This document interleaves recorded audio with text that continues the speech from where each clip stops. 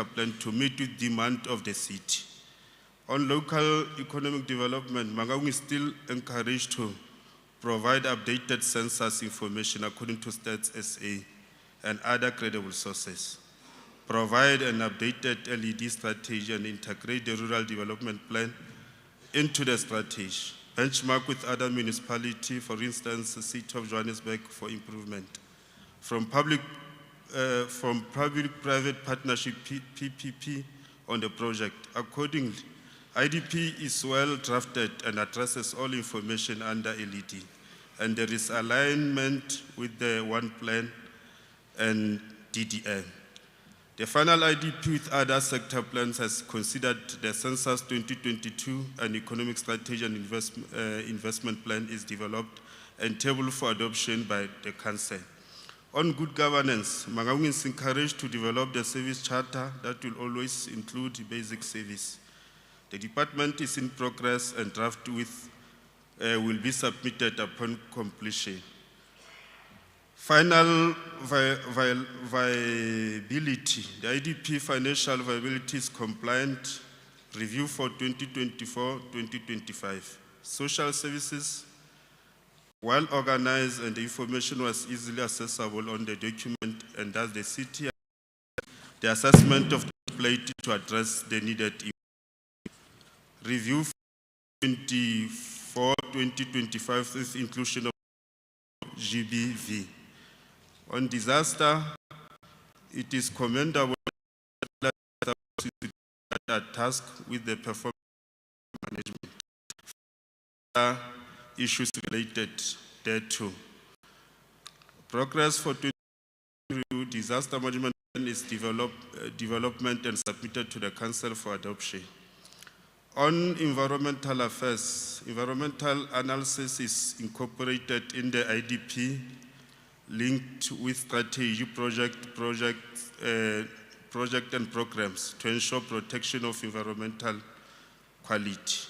Financial provision into capital and operational budget for environmental related commitment needs to be included in the IDP, updated based on the assessment outcome. On conclusion, for a review of integrated development plan, there is a process of compiling reviewing integrated plan of the city on the annual basis, and is necessitated by prescribed adherence, in particular section 34 of the municipality, which states that a municipality in accordance with the assessment of its performance in terms of section 42, and to the extent that the changing circumstances demand and may amend its integrated development plan in accordance with the prescribed process. We submit the Chair of the House to this Council. Thank you, Councillor Tukula. Councillor Pretorius.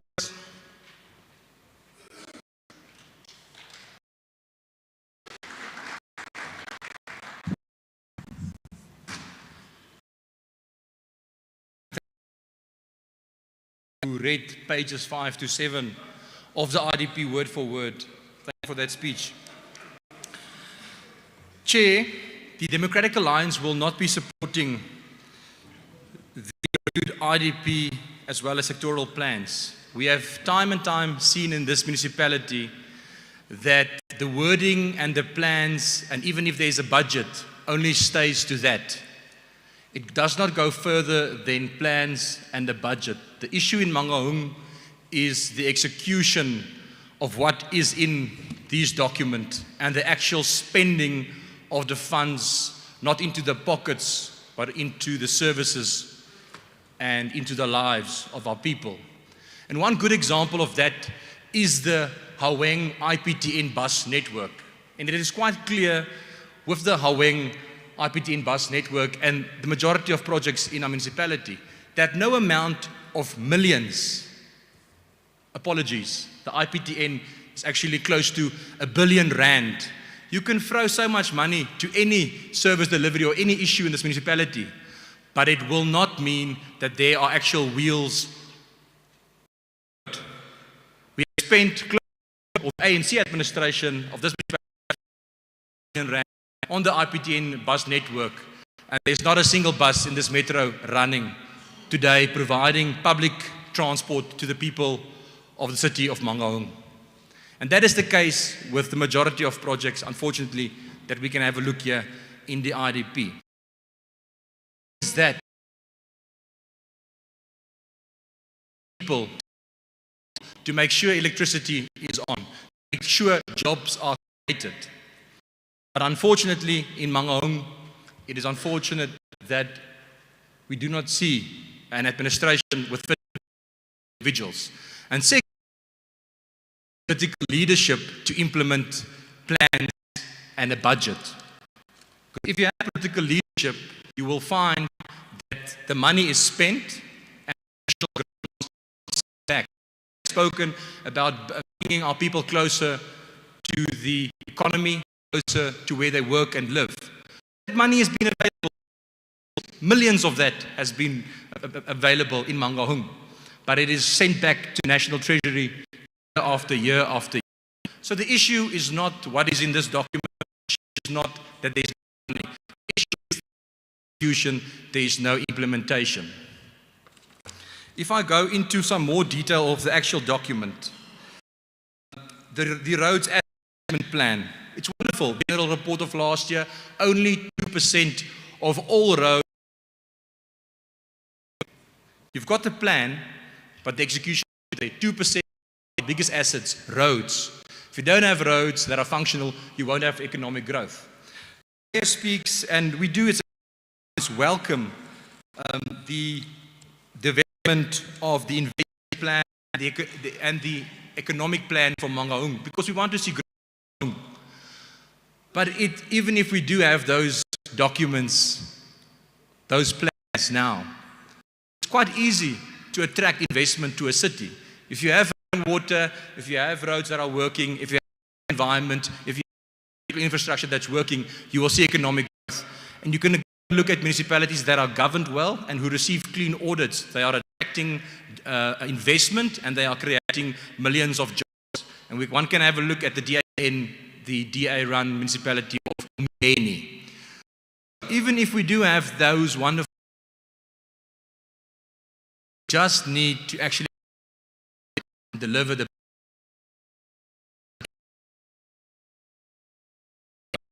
a lot.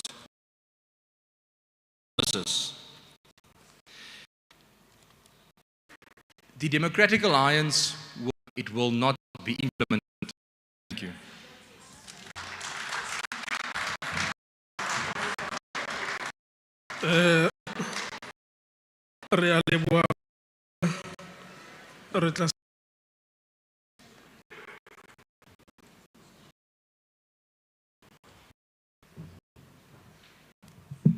Honourable Mayor, Honourable Speaker, all present,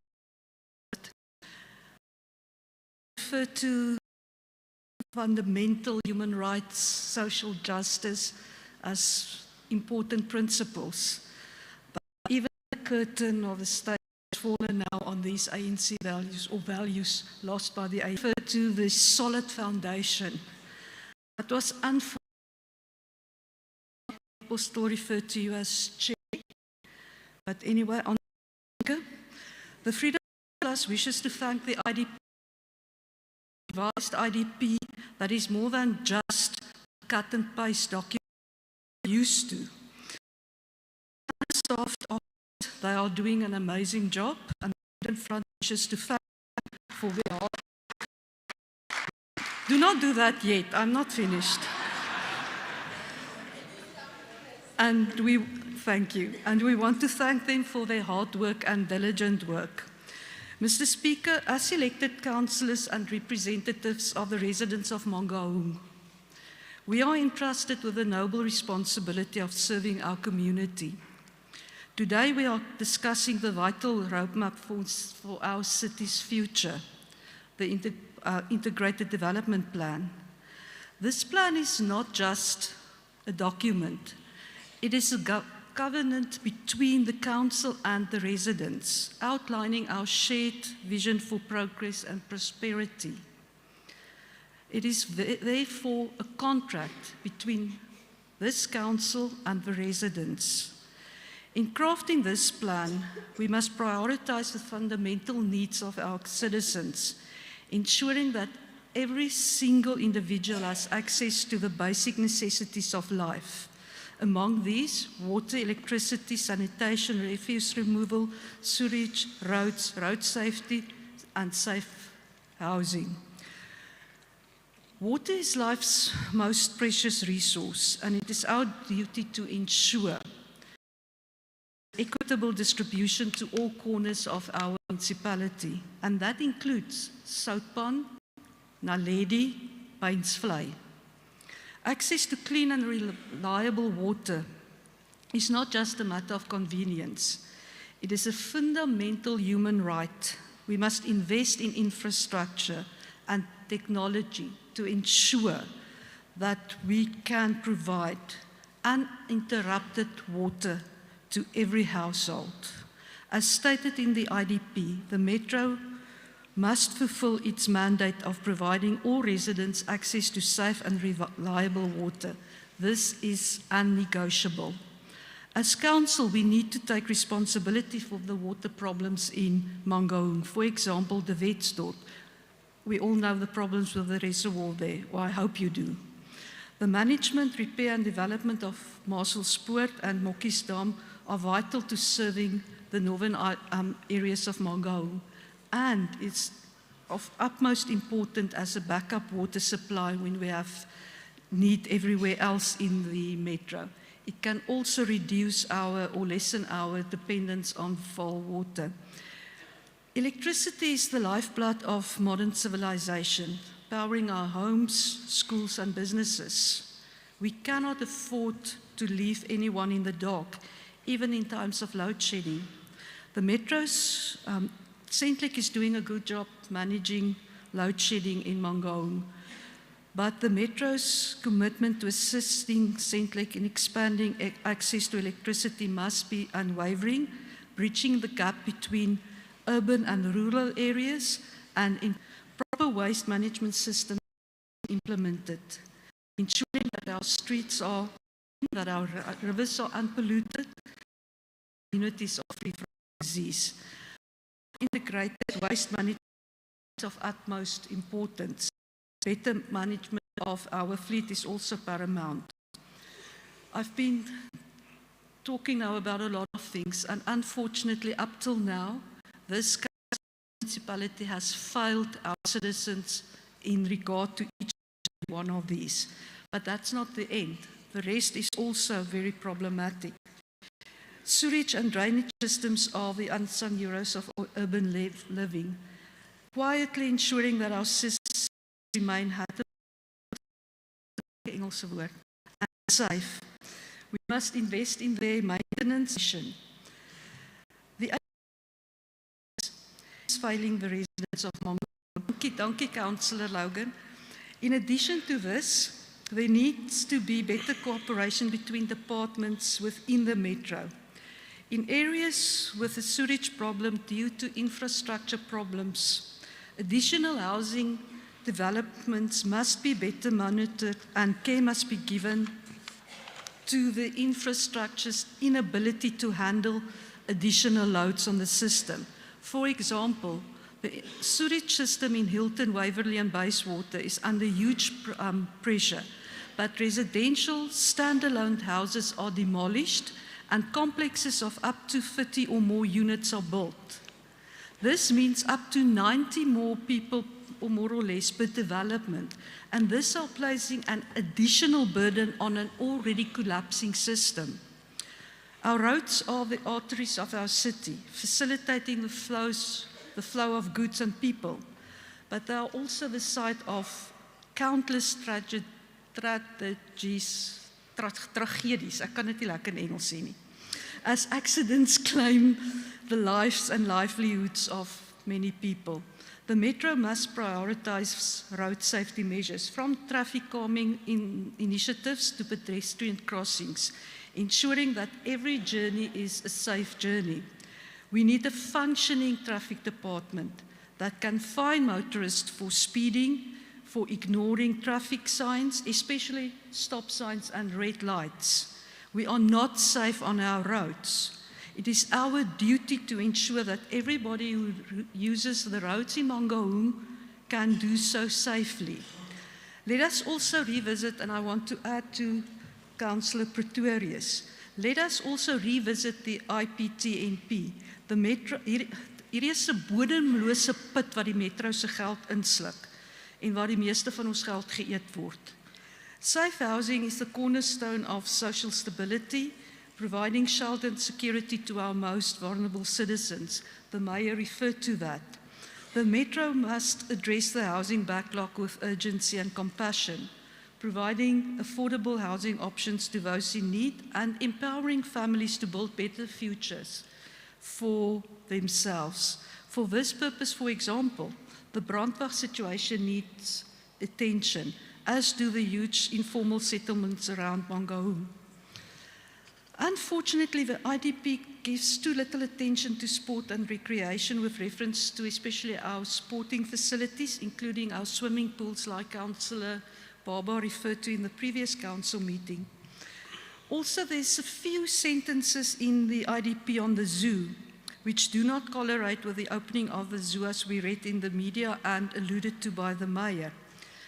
The zoo needs a substantial budget that can be linked to the plans for the zoo in the IDP, which I could not find. The officials of the zoo should also contact the SPCA to ensure that the enclosures and cages are in accordance with standards and codes. The Metro is missing out on tourism, and we need a detailed plan to increase tourism in Mangaung. Mr. Speaker, the Freedom Front Plus wishes to add the following to the implementation of the IDP. Please do not forget Bainsvlei as you did with Naledi. There are several problems regarding refuse removal, roads, electricity in that area, and that must be included when implementing the IDP. In pursuing these priorities, we must be mindful of the need for fiscal responsibility and accountability. Every rand spent must be a rand well spent, delivering maximum value to our residents and leaving no room for waste and corruption. Mr. Speaker, in conclusion, let us remember that the true measure of our success lies not in the grandeur of our plans, but in the tangible improvement we deliver to the lives of our people. Let us work together across party lines and administrative boundaries to build a Mangaung that is worthy of our dreams and the aspirations and dreams of every resident. Thank you, Mr. Speaker. Thank you, Councillor Snyman. Councillor Mongale.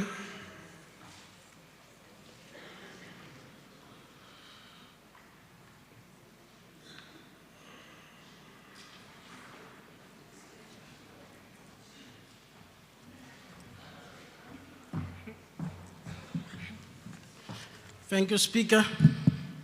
I hope I'm not going to make people angry and they end up not paying me what they owe me.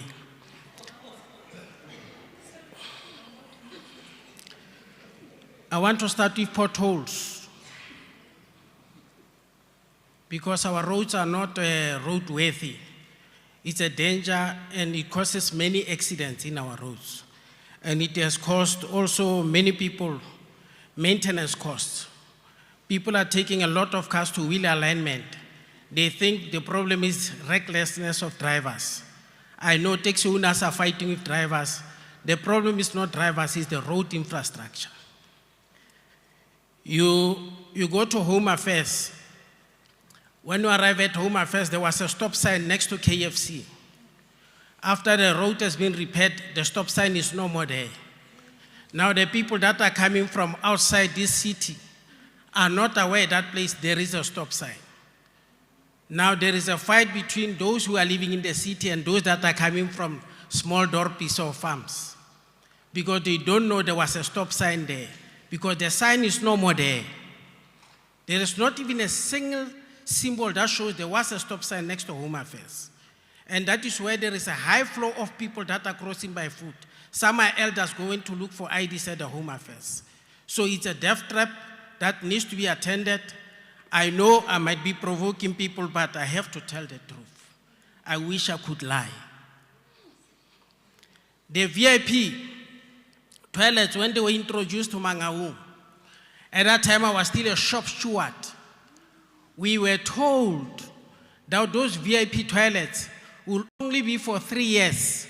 And one of the good reasons that was given was that the areas where the toilets were put, it was because the area.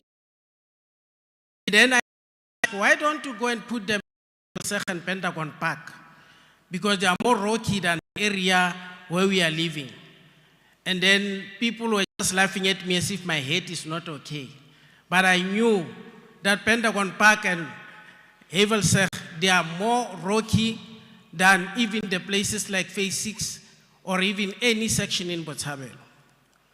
But our people have been failed by lies, and people who lie, they also have a tendency of speaking English so that they can say, you didn't hear me well.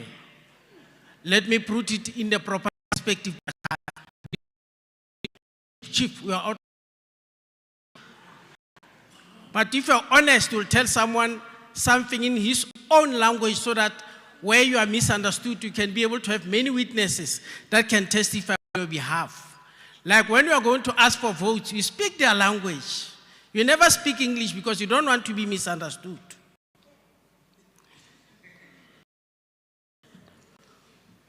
On the issue of a policy, I've seen a nice policy in this document. It's called a waste management plan. It's a big document, but I don't know whether municipality is aware of what they are inviting. Because when we are trying to implement what we call the World Summit for Sustainable Development, that WSSD program, you are creating a very serious budget because now you are talking about a green economy. One of the elements of it is that we must also have a separate bin for plastic, a separate bin for paper, a separate bin for the wasted food, and also a separate bin for zinc, masenke, ditrata, jolo. The reason why they are separating them is because they are trying to manage that there should not be any pollution to the environment, and also that each and every waste can be used productively. For example, if wasted food is being disposed, it can also be turned into energy. That will also create electricity and try to address some of the challenges that we are facing in this country. I know to some people they sound like metal, it's real. It produces electricity. Maybe it will be a lecture outside this hall at a time. On the Mangaung Economic Development Strategy and Investment, I can speak for the whole week on this one. I've been talking to every mayor that have come to this municipality. I've been asking them, let's have an economic or investment summit in this particular municipality. The aim is not to go and shine at that summit. The aim is to bring all the brains, all the differing institutions under one roof so that we can have a plan that will be able to be owned by the community of Mangaung. And when we draft an IDP, your IDP will also have that plan in it. For example, we might turn the ordinary parks into sports parks, and you might get resistance from people who are smoking nyaope because that is their place of rest. Now, if you don't understand these dynamics, you might end up being in trouble, imposing an idea on people, and the idea might be brilliant, but the idea might have arrived too early for people because they have not yet internalized it and accepted it as their idea. I'll quote from Chairman Mao of the People's Republic of China, who said, you must never be too ahead of your people with knowledge, and you must never celebrate it. You must always continue to teach the masses so that whatever you do, the masses must be the first to defend you, because they understand what you are standing for. Thomas Sankara died because he was ahead of his people. If you don't believe me, when Sobukwe dies, the PAC also crashed. If you don't believe me, when Bigo dies, black consciousness was found wanting. These are realities that we are faced with as people of this land. Speaker, I would like to ask the executive mayor to assist the council with the report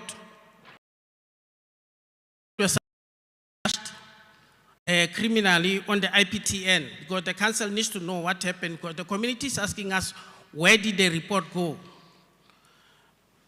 On the issue of water and sanitation, you know, I'm passionate about water because I know there is a program of borehole that needs to be implemented, especially at schools, because most of the schools are defaulting in terms of paying municipality services, especially around water usage.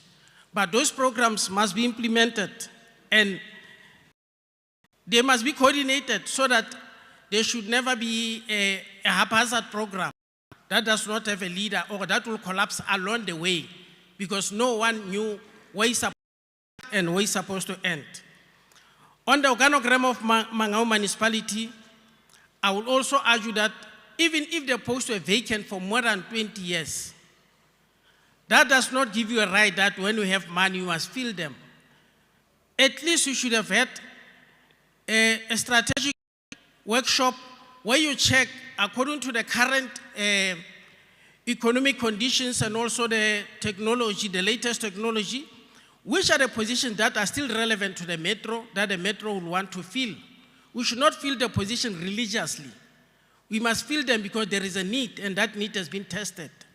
And that,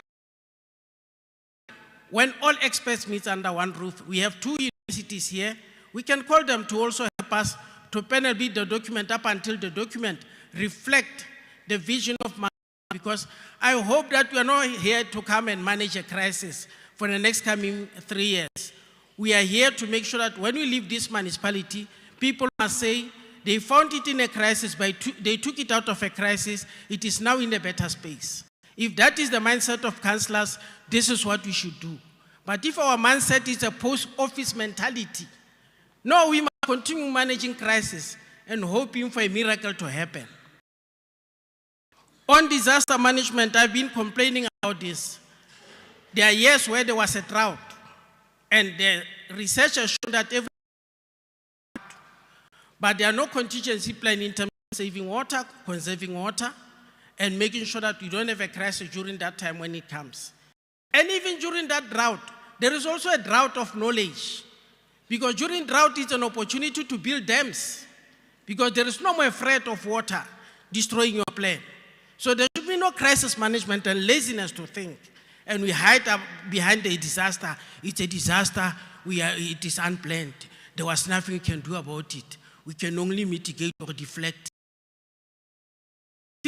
We have a reason to make sure that the next generation find this institution in a better position than it is.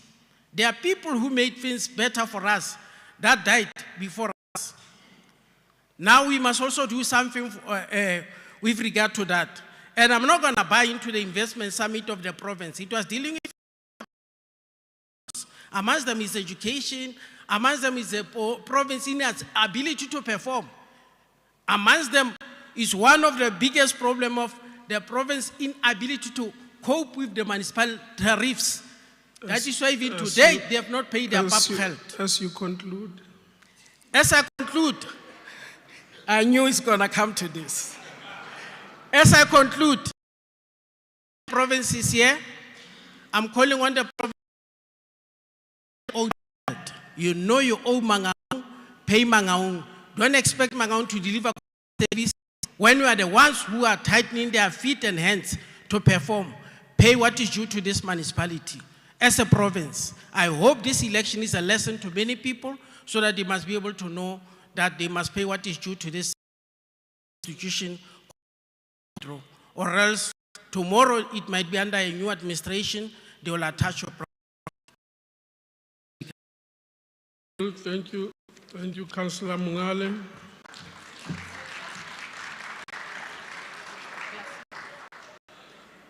Councillor Claassen.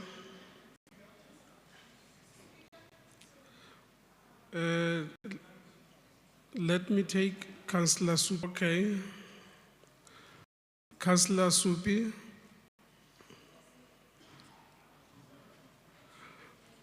Mike.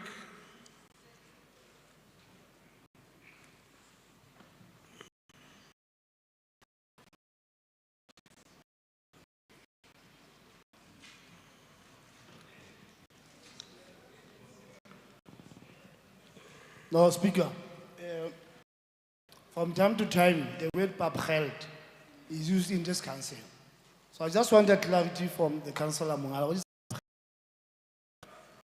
Come again, I did not hear you, Councillor Supi.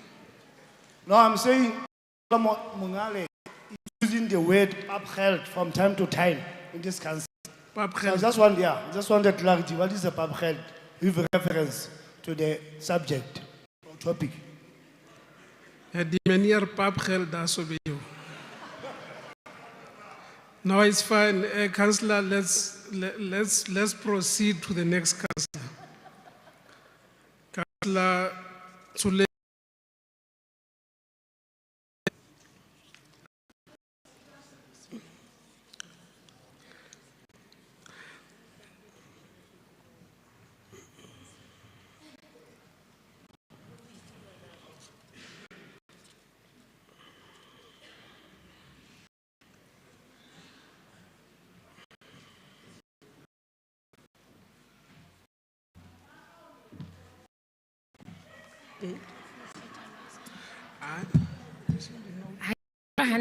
Councillor?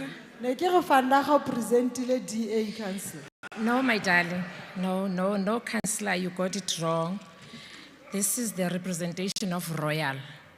Blue is for the Royal. So that the Royal ANC is on stage.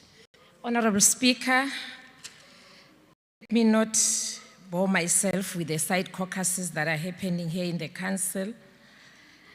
Honorable Speaker, the Municipal Systems Act 34 requires that a municipal council must review its integrated plan in accordance with the assessment of its performance measurements in terms of Section 4, to the extent that the change in circumstances demand so. We may then amend its integrated development plan in the prescribed process.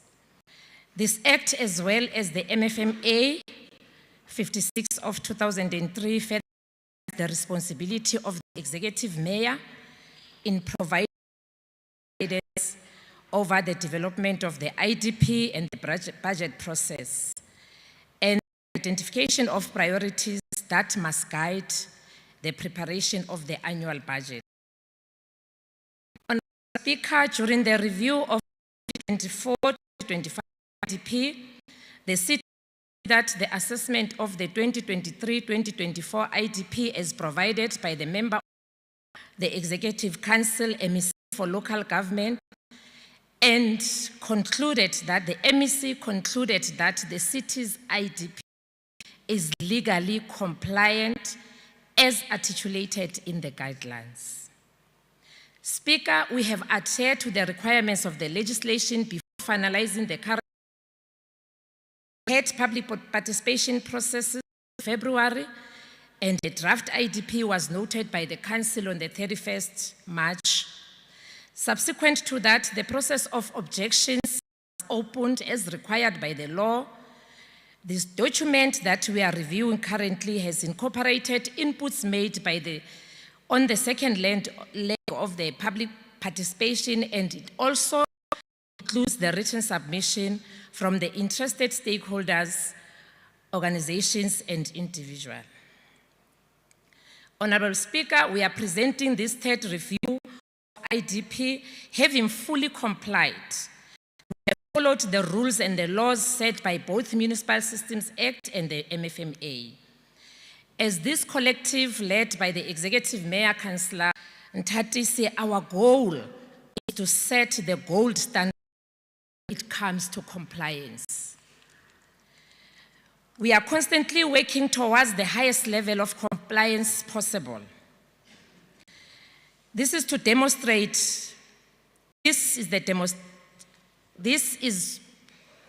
to be demonstrated by the performance that we achieved in the last BIP. Comparatively, Honorable Speaker, last year, during this period, our performance was below 50%, but standing here today, Honorable Speaker, we are glad to have moved to 65%, which is a very good, remarkable performance for a municipality that is still under financial. Honorable Speaker, we are moving towards the right trajectory. We are presenting this IDP review with all sectoral plans included. This review, Honorable Speaker, tallies with our budget that the Executive Mayor has just alluded to. We are presenting the review to fulfill our promise to the communities of Mangaung. We have prioritized all our service delivery so as to speed up delivery of services to our citizens. Honorable Speaker, the document also incorporated intergovernmental inputs. We are monitoring all the data in Mangaung, which are initiated and implemented by both the province and national.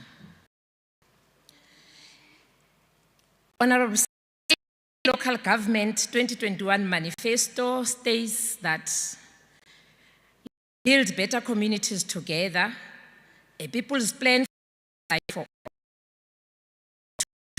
And here, we are proud to say we have distributed electricity to 95.5% of households in Mangaung. There are plans to reach out to the remaining 4.5% in the financial year.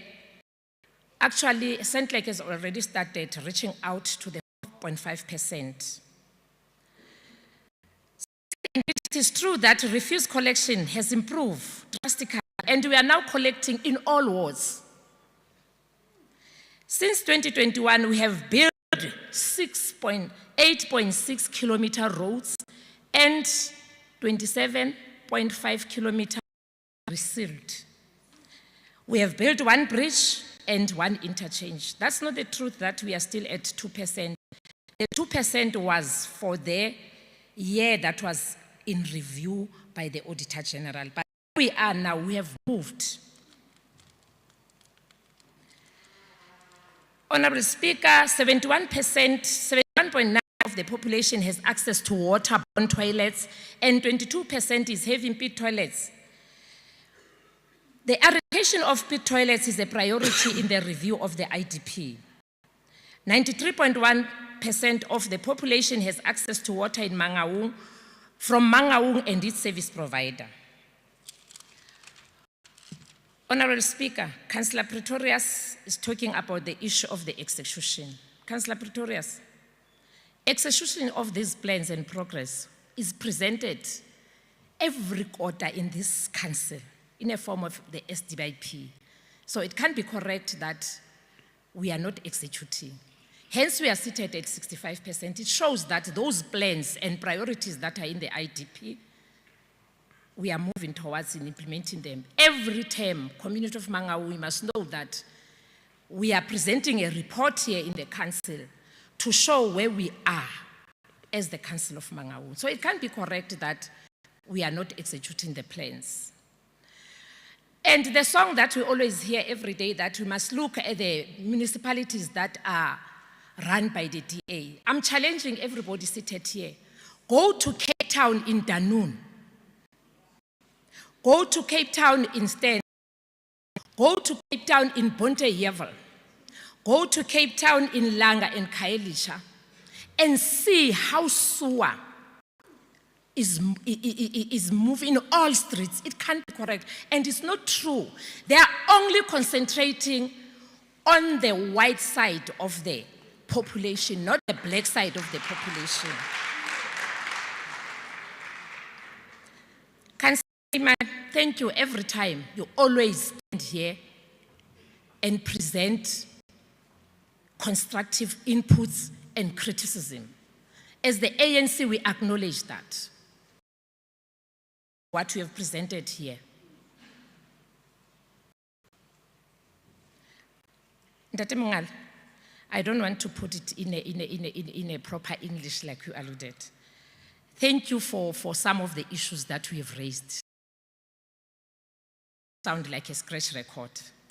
You really put your facts. We acknowledge what we have said here. We are also going to look at that and incorporate it as we are moving forward. But I just want to correct one thing.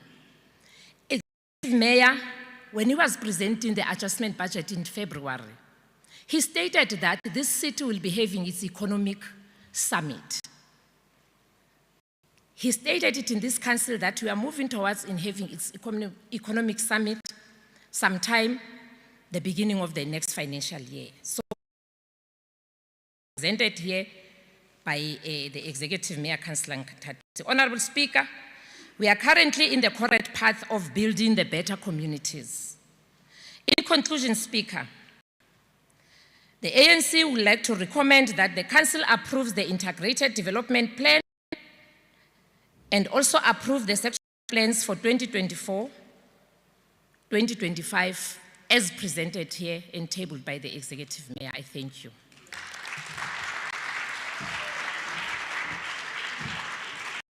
Thank you, Councillor Sibulawo.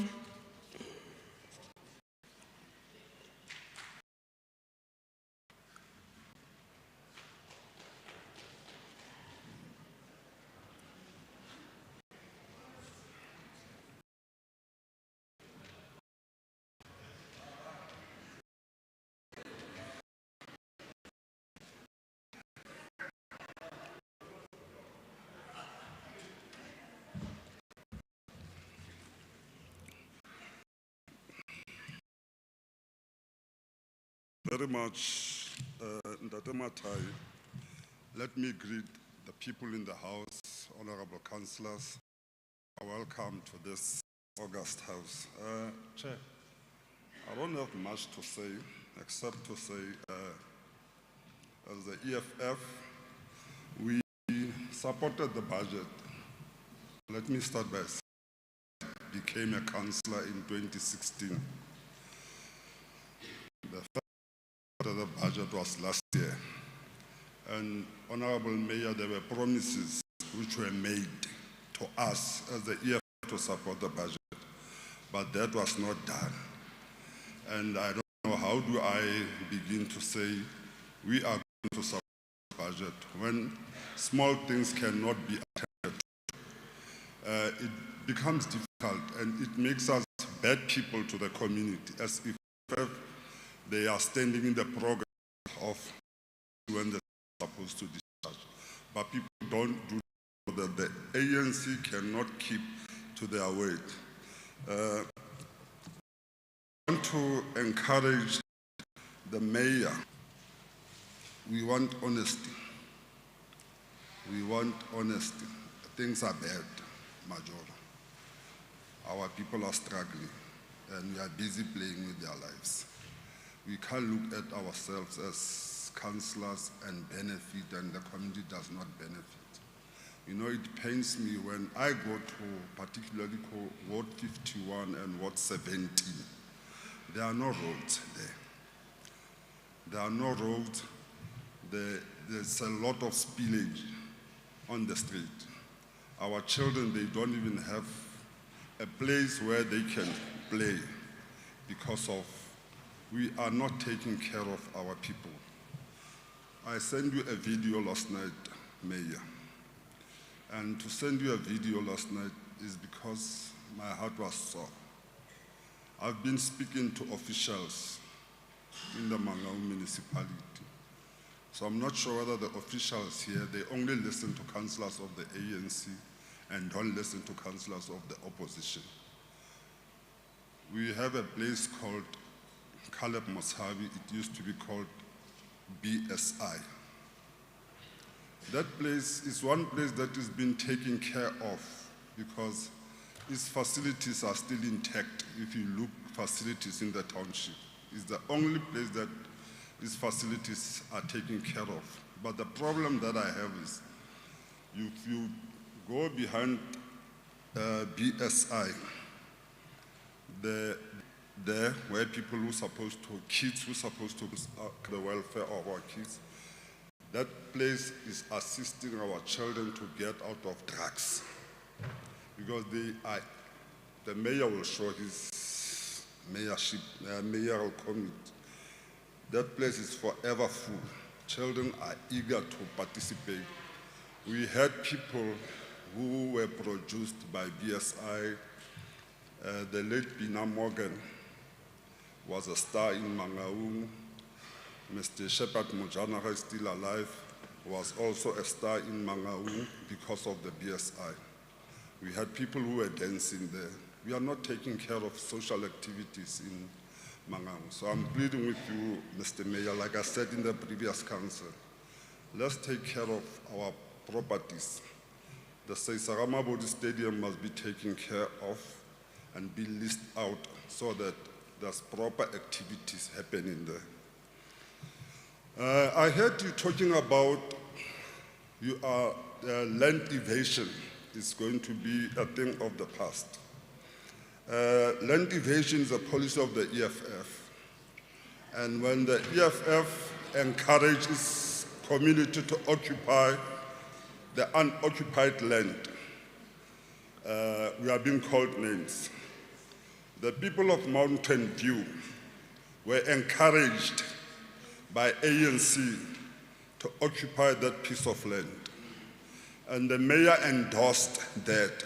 But when things started to heat up, all of you, you ran away, you left those people alone there and invite EFF, that those red ends are being called EFF members. You called the red ends to come and remove. Many people lost things, they lost money. Remember that some, they went to Mashonisa to purchase mikuku, and those mikukus are gone. So, Honorable Mayor, we are pleading with you, my brother, while you're still here, because 2016 we are going, all of us are going, the young generation will come and take over. Let's do the correct thing so that at least when you leave the office, you would have left the office with a big mark. Let me take this opportunity to thank you. Thank you very much for the opportunity. Thank you, Councillor Sibulau.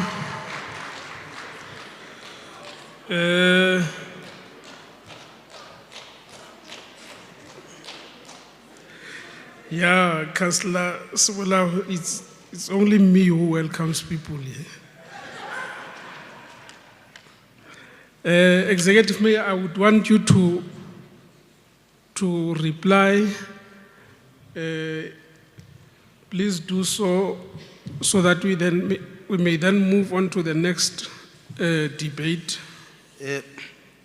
Speaker, thank you very much. Let me start by recognizing our provincial leader, Member Queen Matai, for being here, the representative of NAFCOC, Nedbank being here, Baruti Baruna, traditional leaders I did earlier on, an organization, MCC, our advocates that are here, women in business, our ward committee members that are here, Mangaung Deaf Association, the Freedom Helpers, Mangaung Lekgotla, Salga, Sawik, the union members, and kaofela bomme le bontate ba ileng ba tlo supporta balekane ba bona. You are well welcome. Speaker, I'm not going to answer to some of the questions, as some of them are technical. These are issues that I would still insist that any councillor, I'm hands-on with what I do at the municipality. And any councillor that may want to see that in between this budget and the next adjustment, things aren't done, I want to repeat, don't come and shine here. approach our office. Together we shall. By the way, we're a council, despite the fact that I might be a mayor with my MMCs. But as we operate in communities, we operate as a council. And when the people rise, they rise against the Council of Mangaung, not only a certain portion of the council. Speaker, let me start with Mr. Pretorius. You know, he's such a hunch. When I tell him where to get off, he might just stand up and come running to me. But he deserves to be told. You know, Speaker, I said with Freedom Front, I can go to bed with. Because I know when they are mischievous, I'll find them in Orania when they run away, just across Kimberley there. So that isn't the problem. But with DA, they're an equivalent of Guptas. They have multifaceted passports with them. When they have done something wrong, I'll have to gallivant the entire world looking for them. Because their origin is still fresh from where they come from. Their business here is to come and make money, bottom line. Any other thing they're not interested in. So it speaks to what Mr. Pretorius is saying. He doesn't talk about scraping roads in the township or paving them or at least putting tar roads. He speaks about resealing roads in town. But come voting time, you'll find them in the township gallivanting there, renting a black, making sure that they get the numbers. For all they need is numbers so that they must continue looting. And they turn that looting in a form of the current government. Let me be specific to Mr. Pretorius. Black people that I come from, you have to make sure that they actually are sailing on the icing of the cake when you are sitting with the cake to address the imbalances of the past. The monies of these countries are in your hands. What you see these people looting, if they are simply looting the icing of the cake. You are sitting with the cake. Bring the cake so that we must fix the country. Bring it.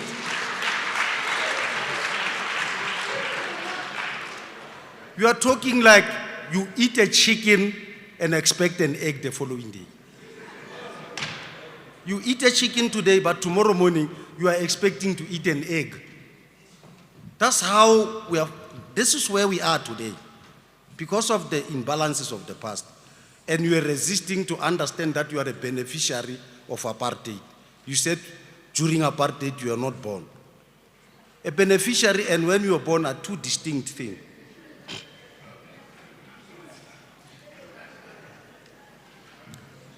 An IPTN program necessarily came, and we acknowledge, into wrong hands. But the councillors that I'm sitting with in a council knows very well that there is an investigation and a report with regard to bringing those that messed up IPTN to books. We're sitting with that forensic audit. You see, you are not sharp enough, because in the last council, I told you that the lawyers that have been given the task have requested an extension of time from the minister. So whether you were here or you were dumb when I was saying that, it's another question. You see? Because I can't be standing in front of councillors and repeating one and the same thing. So you come and stand there and give a wrong information on what you were informed about. So either it's an element of comprehension, maybe I should have said it in Afrikaans, you would have understood me better. But I said it. Go and consult your record, you'll realize that that was said. Now, indeed, I would have expected that speakers that were coming from the opposition parties, including Prof, at the end of whatever they were going to say, they would also recognize that the council will need money and therefore at the end of talking about any budget of any program, they should have encouraged our communities to pay their services. So that I must have enough budget to run that zoo. But with regard to the consultation that was done, SPCA is one of the institutions that was consulted, Prof, if I may be. We did all what we could, and the generation of a permit had to take all those into consideration. We had a case that we also needed to attend to with SPCA, owing to their fiduciary duty and what the zoo used to be like. They were bound to come in, and we had to consult with them and make sure that we do not step on their toes. Now, Mr. Mangala, I wouldn't talk about the economic summit. Safe to say, this is an equivalent of how DA will behave. You tell them a story today, they change it tomorrow, or they repeat it as if it was never said. You know, I almost reduce you to how they behave, but because I know you, I would touch on sensitive toes. Safe to say, please, when I've given you content, rather, let's look into the practicality of it at the level of implementation. But that, I take what Mr. Pretoria said. The investors would like to come into a clean city, a workable city with the infrastructure enabling investment, so that we should also, whilst working towards coming up with a summit, make sure that our city is quite attractive. Sorry, I wouldn't want to be like him. Because I can see my info working.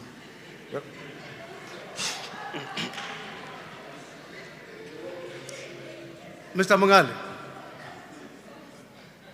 I can tell that you read, but because you read and not discuss, you tend to confuse issues. Thomas Sankara was defeated as a result of not having changed the security forces. Like when we took the country and left the security forces of apartheid, we would have not been there by now. So we had to put in, even if it was PAC, military force, MK and others, to neutralize the security forces so that they must not rise against us, still taking instruction from their former masters. But imperialist forces targeted him the same way as they targeted Thabo Mbeki. Thabo Mbeki, at face value, it would sound like he was a defeat of the African National Congress membership. But when in actual fact, the imperialists through DA had to pump enormous resources to get rid of the best brain we ever had in this country. So Thomas Sankara was your reference was supposed to be talking to Che Ogara. Che Ogara is a victim of doing things with people without people having known that he was a liberator himself, especially in Bolivia. So you've got a point, but let's not misplace them. Yeah.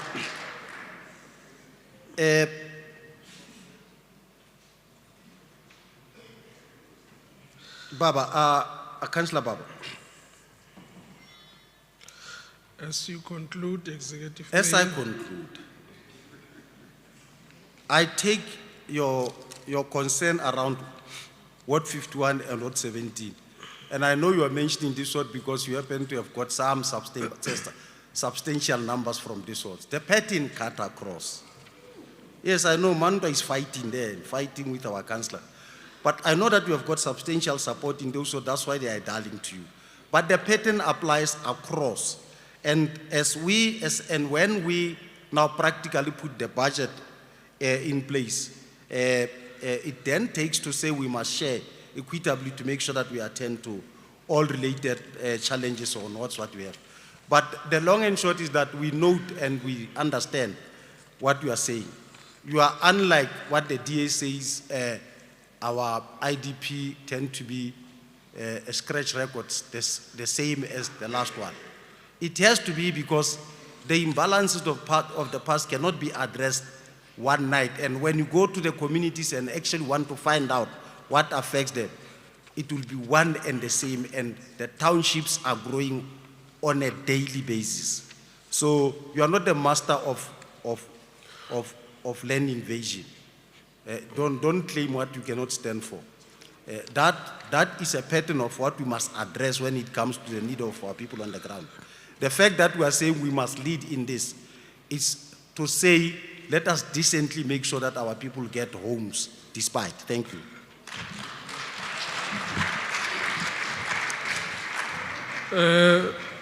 Thank you. Point of clarity, okay. Go ahead, Councillor. Councillor Kotze. Thank you, Speaker and Chairperson. Just a point of clarity. Was it not the ANC that protected the Guptas and let them slip away and are still looking for them? Thank you, Chairperson.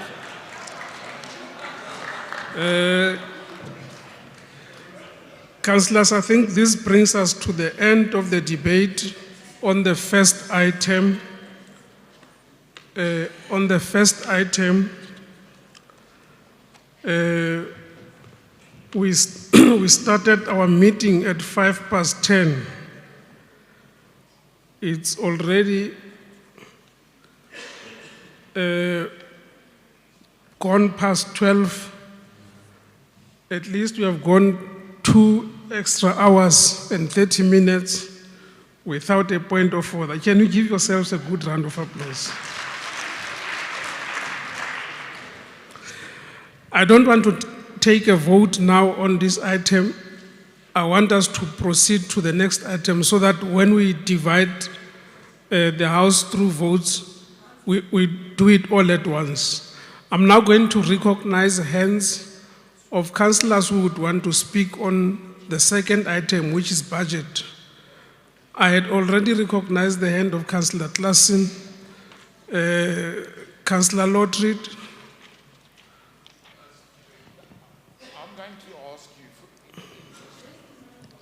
I'm going to ask you in the interest of this good debate that's going out for the public to see, for me to say a few words. I think it's just important. Please allow me. No, you are hijacking the platform. I had already recognized councillors who spoke on the first item, and you are not on my order list. Speaker, all I'm going to say is thank you. Don't believe one word that you heard from the ANC today. Thank you.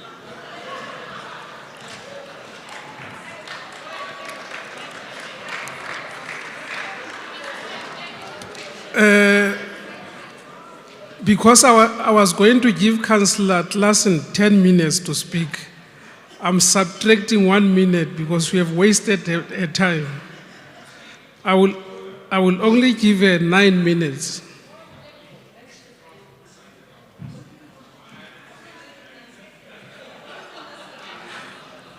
All right, councillors, the first hand is Councillor Klassen, the second hand is Councillor Vivier. You are the third hand, Councillor Dipale. Councillor Twala, 4. 5, Councillor Supi. 6, Councillor Mongale. In that order, the last one will be Councillor Kruger. In that order, your 10 minutes start right away, Councillor Klassen.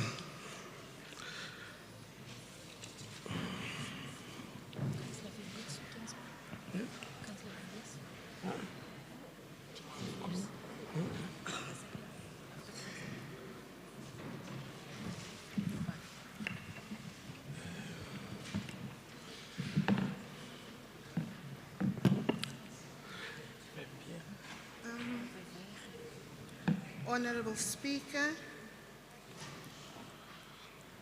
the Mayor of Mangaung, councillors distinguished guests, and the community of Mangaung. Good afternoon. Speaker,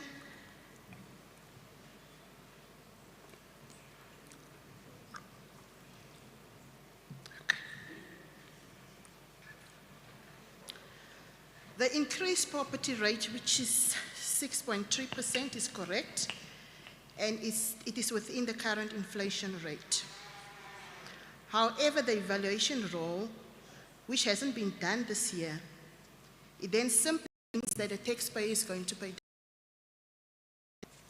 On top of so many increases experiencing, with everything going up, for instance, food, costs, among others.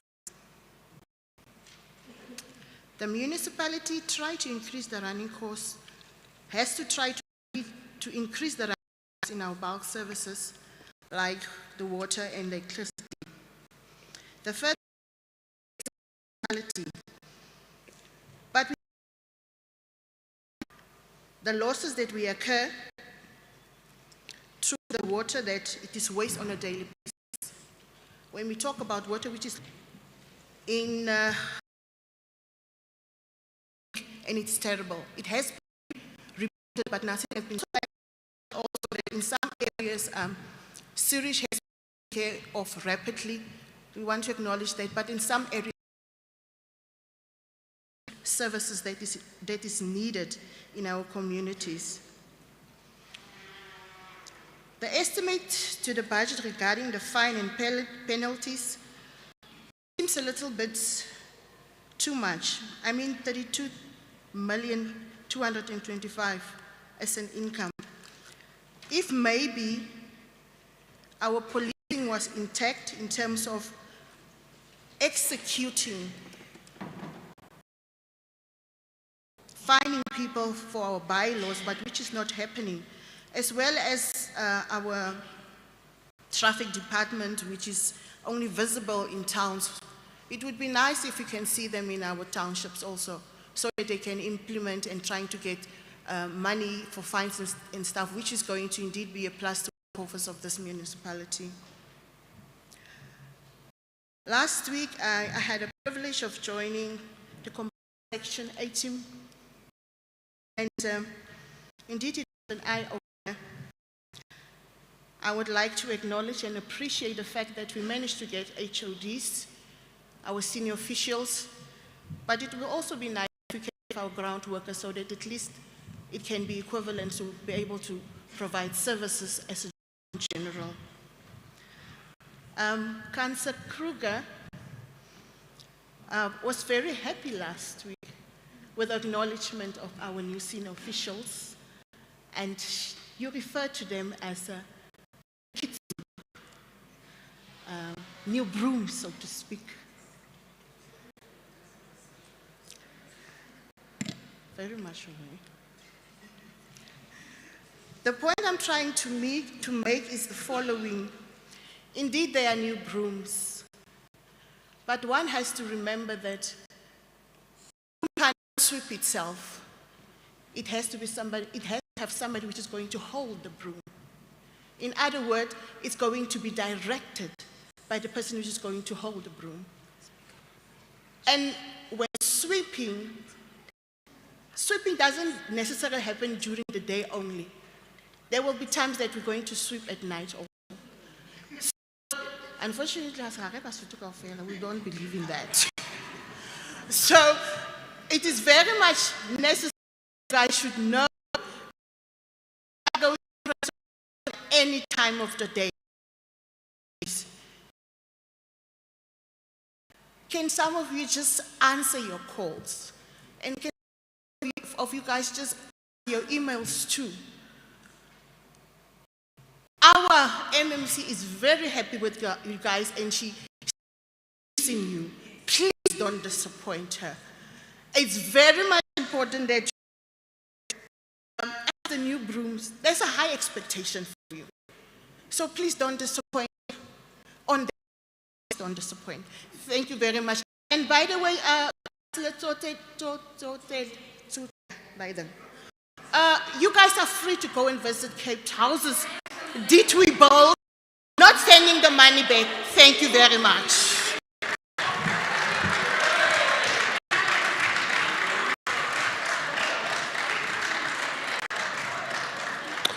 Thank you, Councillor. Councillor Verveer.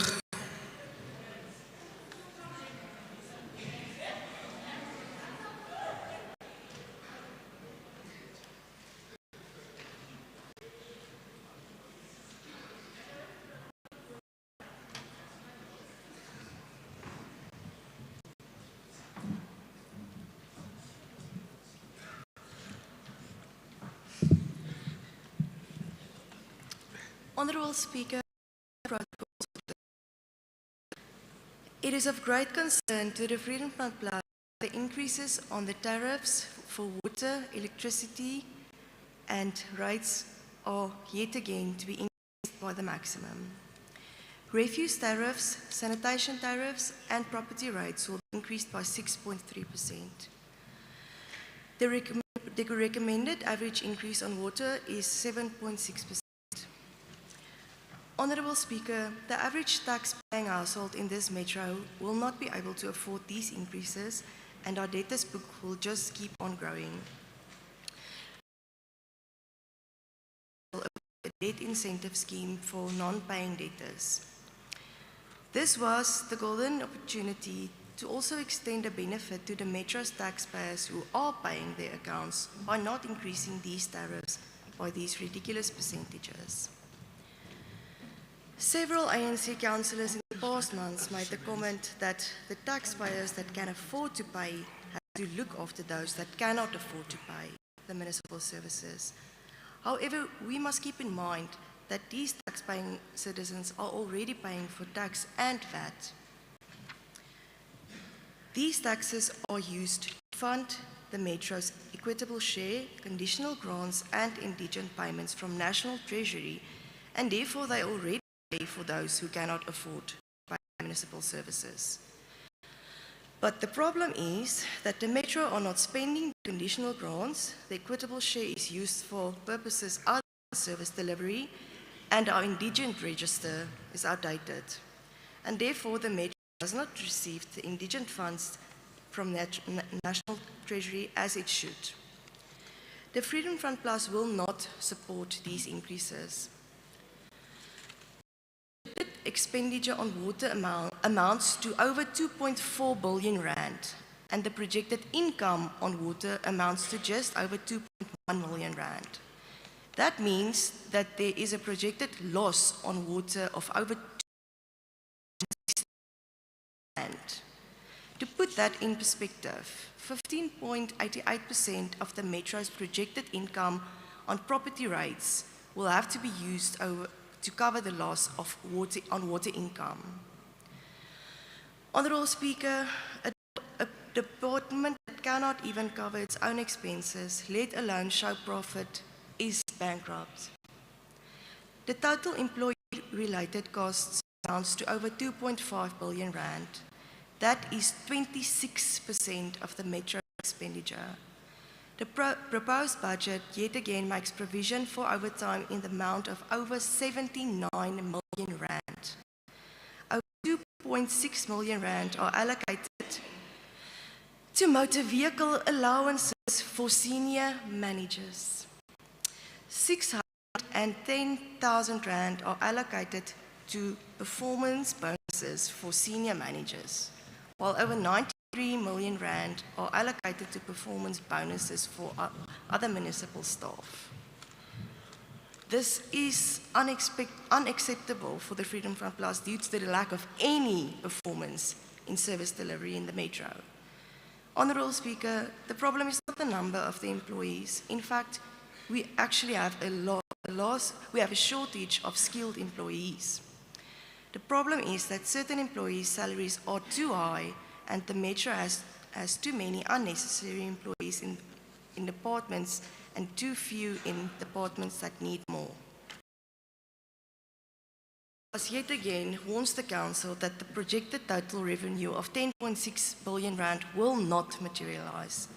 The ordered outcome on revenue for the current financial year is 22% less than was originally budgeted for. The projected revenue in this budget is yet again inflated, and if one considered the reality of the current financial situation in the Metro's projected income for the next financial year, it will probably amount to 8.3 billion rand. The projected expenditure, however, amounts to over 9.6 billion rand, and therefore the budget is not funded. It's therefore highly unlikely, and now I do sound negative, because if you listen to this amounts, you will also will not have sufficient funds to allocate 320. En wanneer alles in mekaar val, gaan ons vir julle sê, we told you so. Thank you, Mr. Speaker.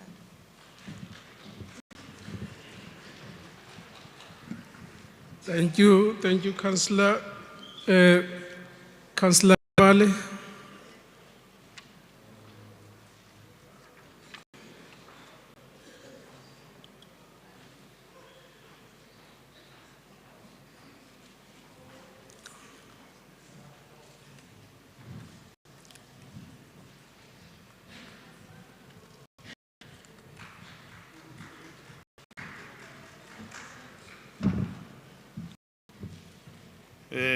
Thank you very much, Beya. This site is a true reflection of the population dynamics that we are having in South Africa. This is a true reflection of this site. It's a true reflection of the population dynamic that we are having in South Africa, not this.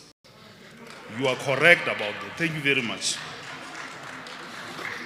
No, don't silence. See, today you are on fire, Mayor. And all those kind of things. You know, I don't know where to put you today, but hey, maybe I'm sholos. Who is it? Some sholos. No. Ngamalala. Bakaba meets master technician. No, it's just to emphasize what Councillor Baba Sebulawo was standing here. He said last year we voted for this budget, and we thought the budget was for the poor of the poor. Through consultation, the executive mayor and all this. And today, there's an amount 302 million of informal settlement, the upgrade of informal settlement. Last year was 250 or 249 million, which I can't even say which informal settlement today. There's an upgrade in terms of electricity, in terms of toilets, in terms of whatever. I don't know. There's just nothing. There's a shift in terms of upgrading or taking our people out of that mobile. You are correct, Mayor. It's about time. We must move our people away from development, next to town. The question is, do we have that thing because we have failed Honamo Mountain View Board. That is where we should have stood. Or at least next to development. Because Batwarona, Bapalama di taxi, Bapalama this and that. How about no fitla mono mo charity fedile? Resebelets at the taxi. It's hand to mouth. So it's about time that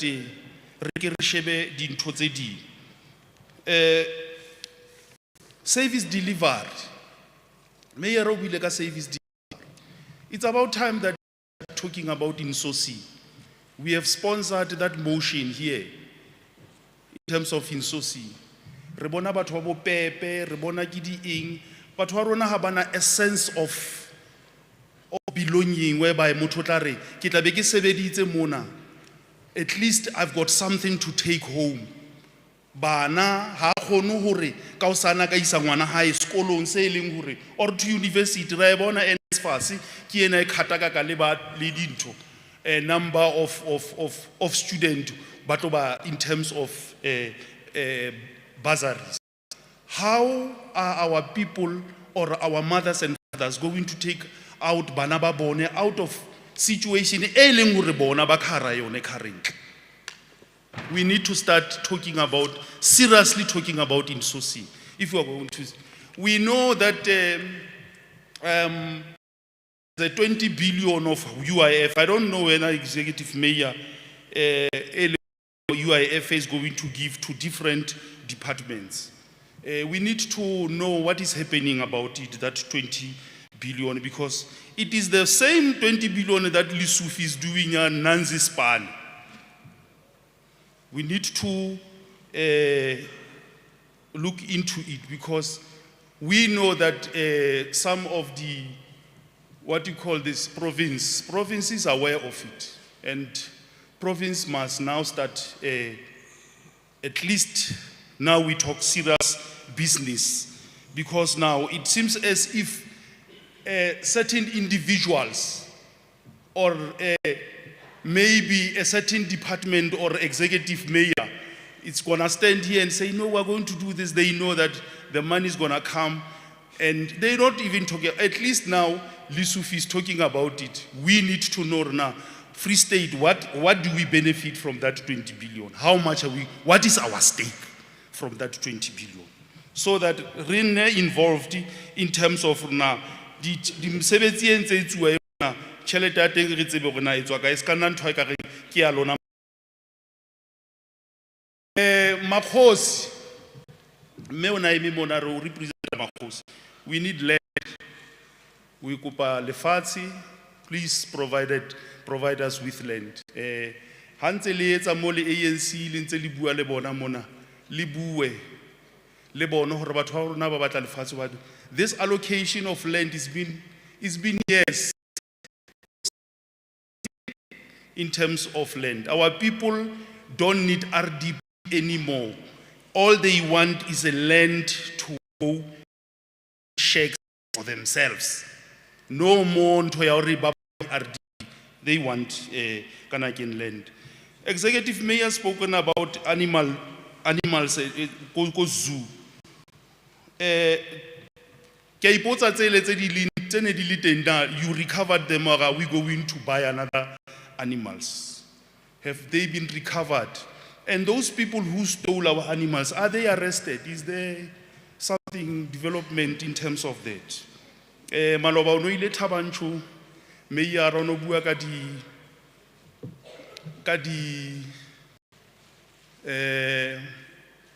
situation Thabanchu, so somebody else was talking here about potholes. Not only did we fail to maintain Mangupe's infrastructure, we failed to maintain the infrastructure at Thabanchu. And also, we need to reflect, Mayor, and sometimes admit, I don't know as to whether in terms of sewage system here on, is our sewage system challenged? Do we need to make an upgrade in terms of sewage system? Because the spillage that's the science, I could see Maloba Monomo kokai ko botshabelo le go Thabanchu. Mone ba kwetse teng o bona re monomo okay metsi ana em. Ha o re o lo hla kae ko botshabelo. Is our sewage systems we need to admit, and what is it that we are going to do about it? Because if we are going to invite people to come and invest here, how are they going to build the fermentabon and stuff like with what we having now in terms of sewage system? Let's no upgrade the informal settlement. How are we going to upgrade the informal settlement in terms of a sewage system if the current one is challenged? We need to we admit where are we in terms of our sewage system.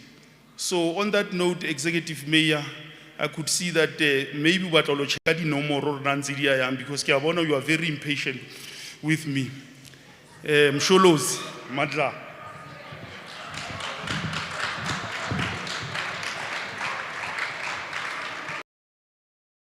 Councillor Dipale, Councillor Twala,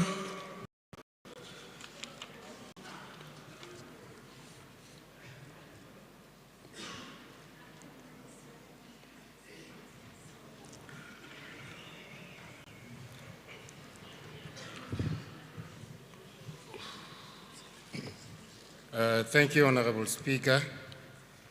I'll probably have the shortest debate for the day. Honorable Speaker, Honorable Executive Mayor, Deputy Executive Mayor, Council Whip, members of the Mayoral Committee, Mangaung Metro councillors and officials, esteemed guests and the blessed community of Mangaung.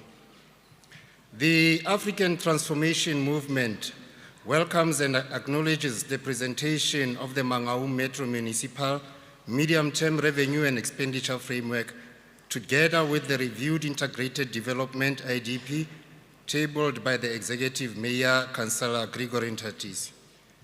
It will be appropriate in reference to the promise that was made to our constituents and the people of Mangaung in general to say that as the ATM, we definitely stand for a corrupt-free and accountable form of government, whereby the needs of the community, basic service delivery in particular, should be prioritized. We believe that the passing and approval of this budget by this council will definitely play a vital role in making sure that the quality of life for the people of Mangaung will reflect great improvement through proper administration bestowed upon our municipal officials. As the African Transformation Movement, we send a strong and significant message as a reminder to the administration of this metro, which is planted in every human being's conscience to say, Lefatshe ke la Jehova, le tsotlhe tse ho lona. Hence, this budget needs to be aligned with that mentality as a form of a base so as to make implementation thereof accommodative to every human soul in this city. As a faith-based organization, the African Transformation Movement will always make it top priority to see to it that the needs of the people of Mangaung are always addressed by encouraging a sense of godly humanity in all political and executive sectors of this metro. In those few words, we therefore say, let His will be done on earth as it is done in heaven. I thank you. Thank you, Councillor Supi.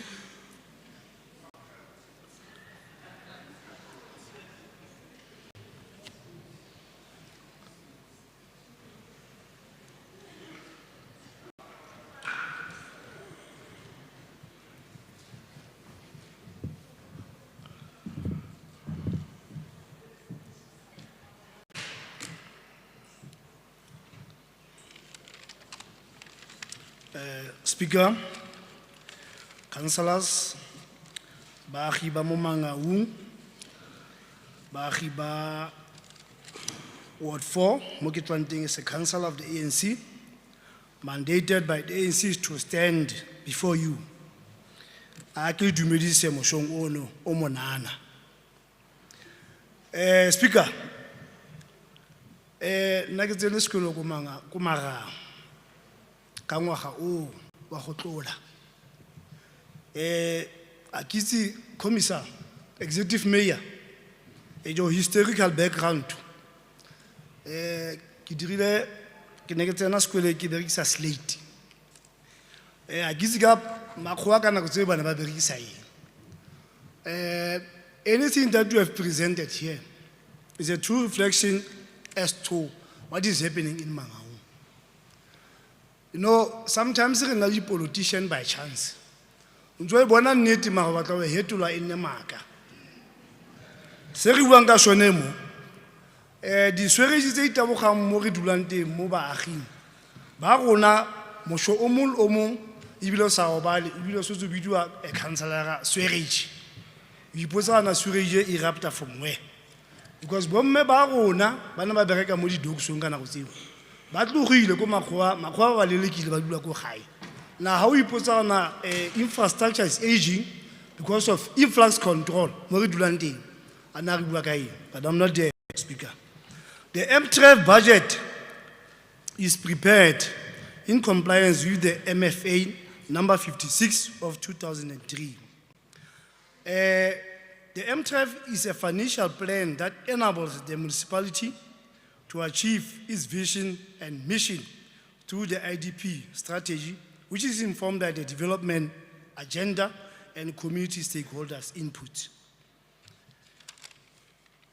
As a governing party, the president of the governing party was mandated by the ANC to develop an NDP, National Development Plan. The South African government, through the president, has published a national development plan. The plan was aimed to eliminate poverty and reduce inequality by 2030. The plan has the target of developing people's capabilities to improve their lives through education and skills development, healthcare, better access to public transport, jobs, social protection, rising income, housing and basic services, and safety. It proposes the following. It never said,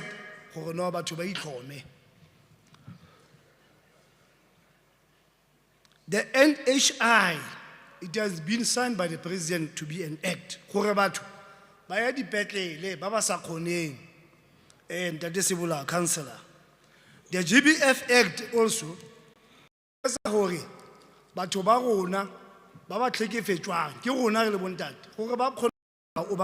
protect 100%, not partially so. The NPI, the NPDP, it says, or it created the 8 goals as per the following: create jobs and improving livelihood, expanding infrastructure, which is now aging, transition to a lower carbon economy, transforming urban and rural spaces. You know, we must expand.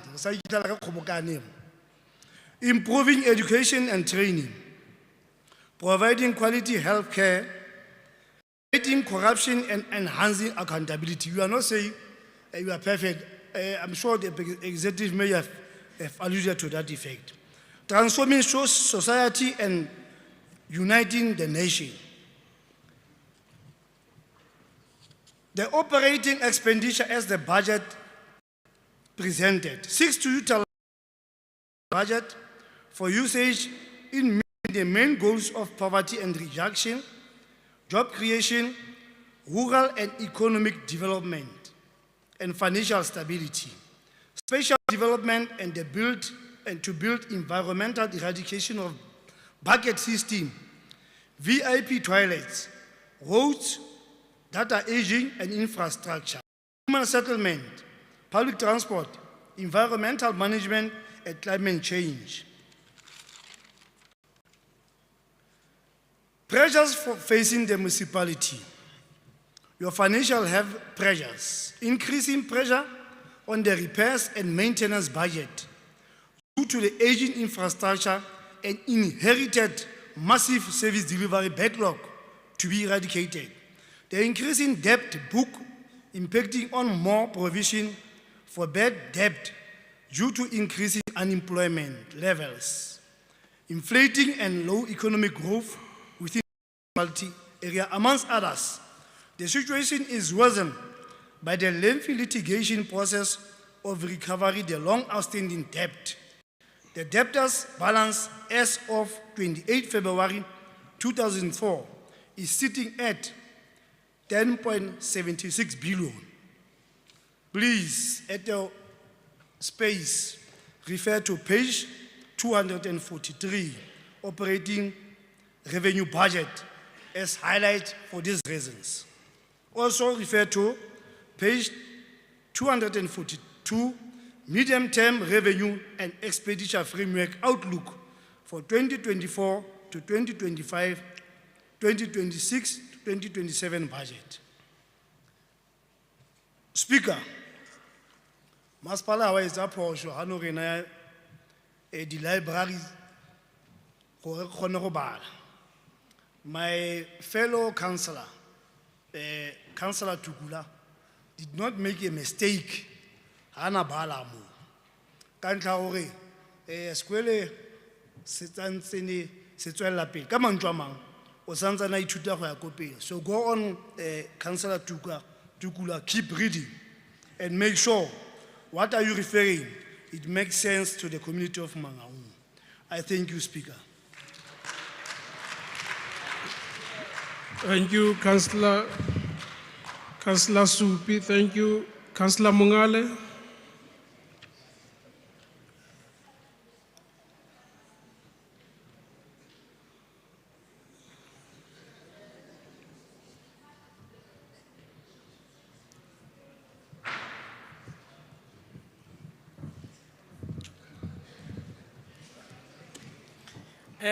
Thank you, Speaker.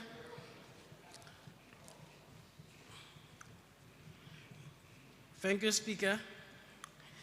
Executive Mayor, when you said there will be an investment summit in the last council, I didn't deny, I agreed. But I'm like someone who has been promised to be married. When you say, "Ki tlo go nyala," I wait for the date.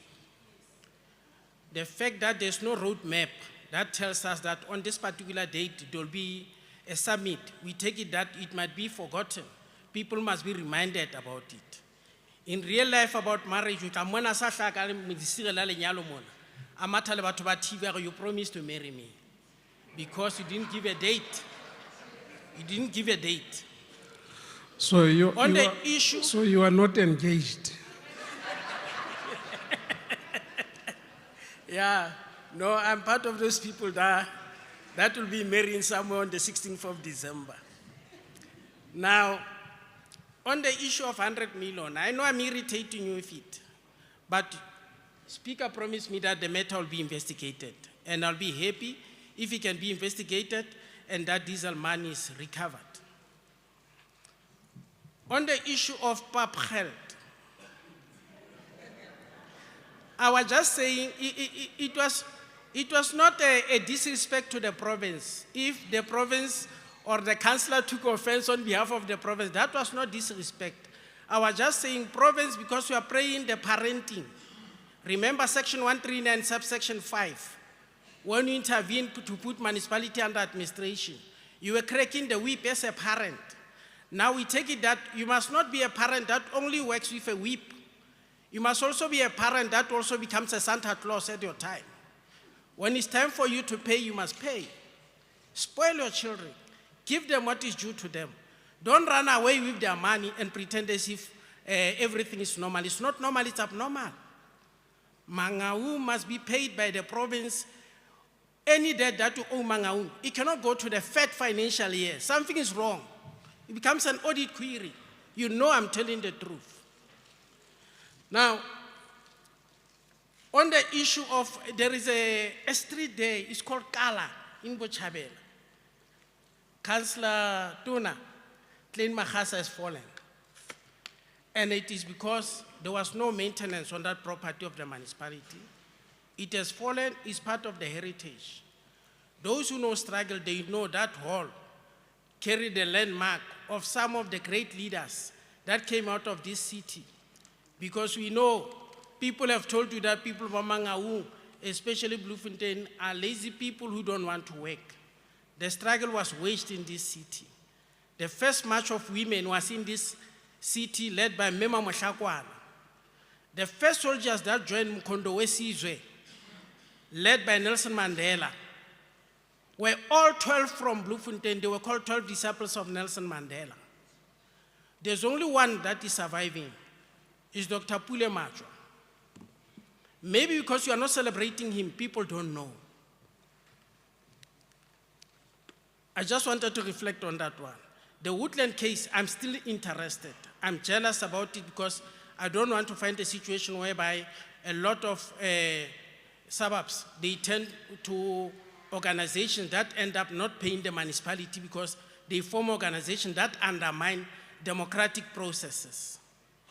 Remember, once any institution failed to pay, the municipality went to court and want to establish a parallel government. They are undermining a democratic process. Don't help them to undermine it. The issue of credit control and debt collection, it is very sensitive. Remember, we lost 288 million on the grants, although we're not supposed to lose it because we are under mandatory financial recovery plan. We are a municipality that is under financial distress. We cannot afford to lose even R1. Now, on the policy of indigent, I'm still of the opinion that indigent policy needs to be reviewed. We need to re-workshop it, work it up until we are able to respond to the needs of the people of Mangaung. We are in a metro, we must know what is the inflation rate of metro. We can't assume that inflation rate of Paris is equivalent to the inflation rate of a metro, which is not true. We need to revisit some of the researches that were made. Part of those researches is a research that was made by an organization called SANANES, South African National Health and Nutritious Food Examination Survey. Its office is based in Pietermaritzburg. They say the rate of inflation is standing at 8,000. For any person to eat nutritious food from the first day up until the last day of the month, you need 8,000.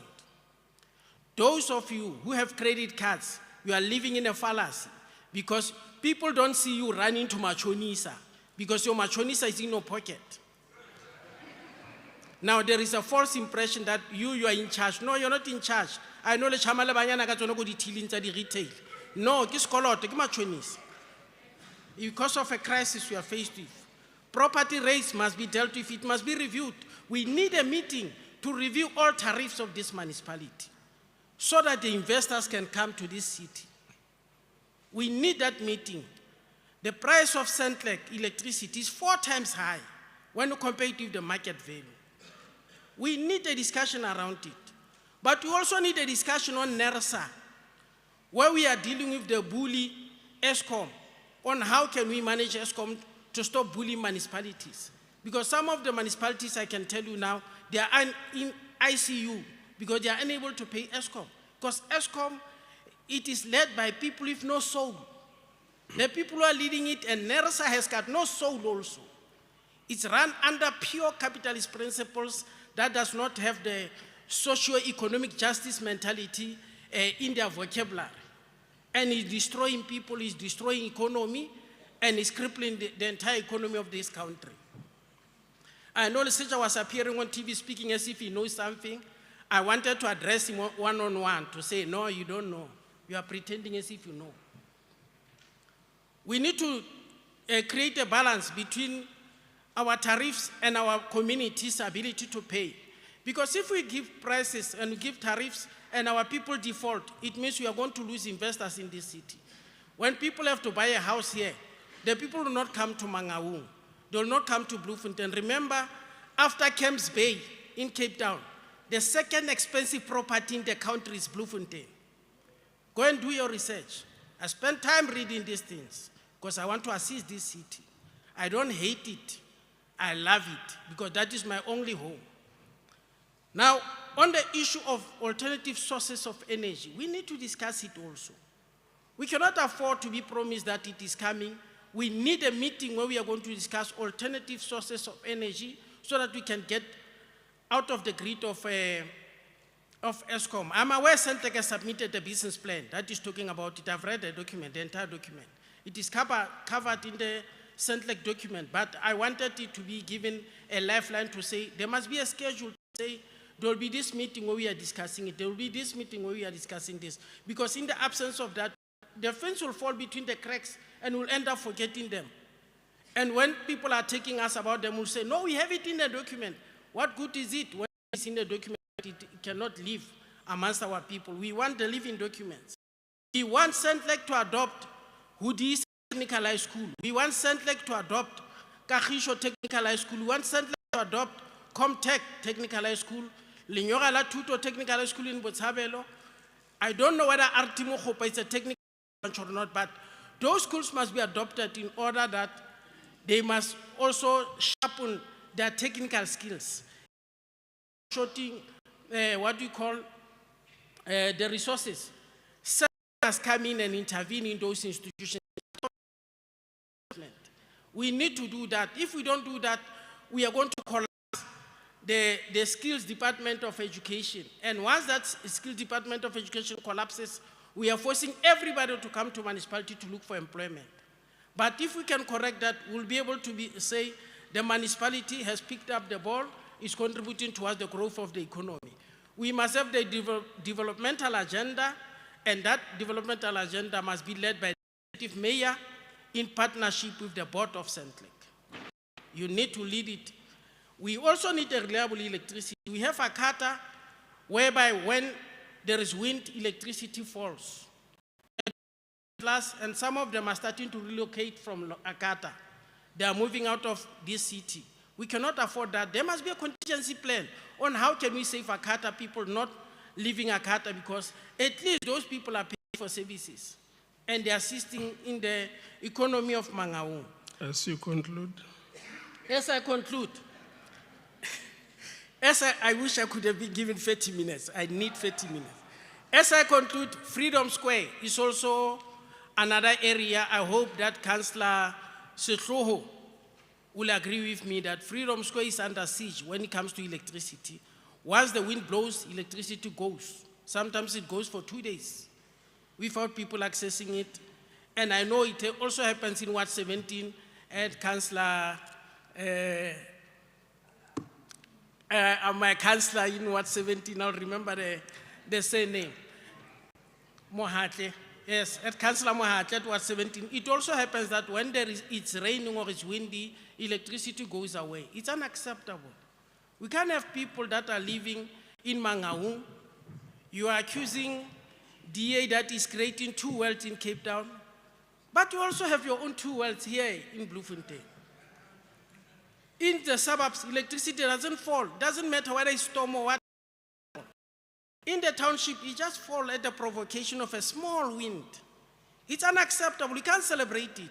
I know you'll be singing the freedom song, CII Pitori, where in Pitori, when your people are suffering here. Stop being revolutionary when you know your actions are counter-revolutionary. Thank you, Councillor. Your time is up. I thank you, Speaker. Thank you, Councillor Mongale. Councillor Kruger, you're the last one.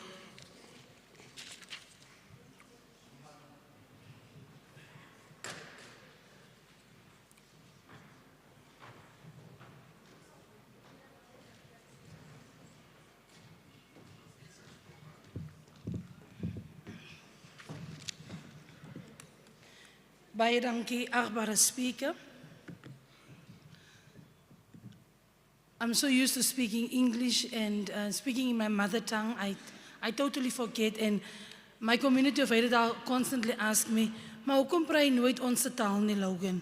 So ek gaan so 'n bietjie probeer Afrikaans praat, net so 'n bietjie aan die begin, Speaker. Uitvoerende burgemeester,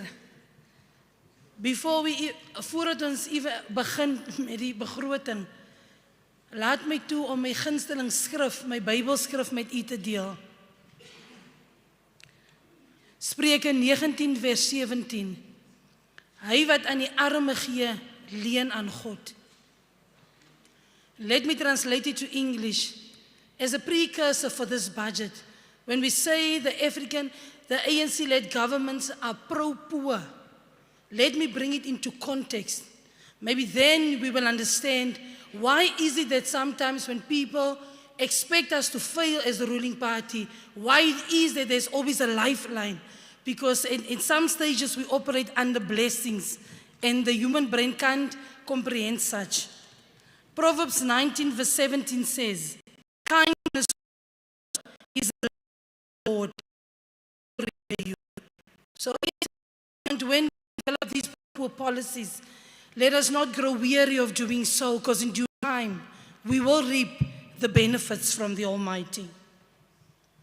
Executive Mayor, the way in which you presented your budget, you almost did not leave room for me actually to say anything. That's how comprehensive you've articulated your policy position and in terms of the budget that you see for us as Mangaung. You see, the job of government is not necessarily to create employment, but it is merely to create a conducive environment for economic development so that SMEs can flourish and create jobs in turn.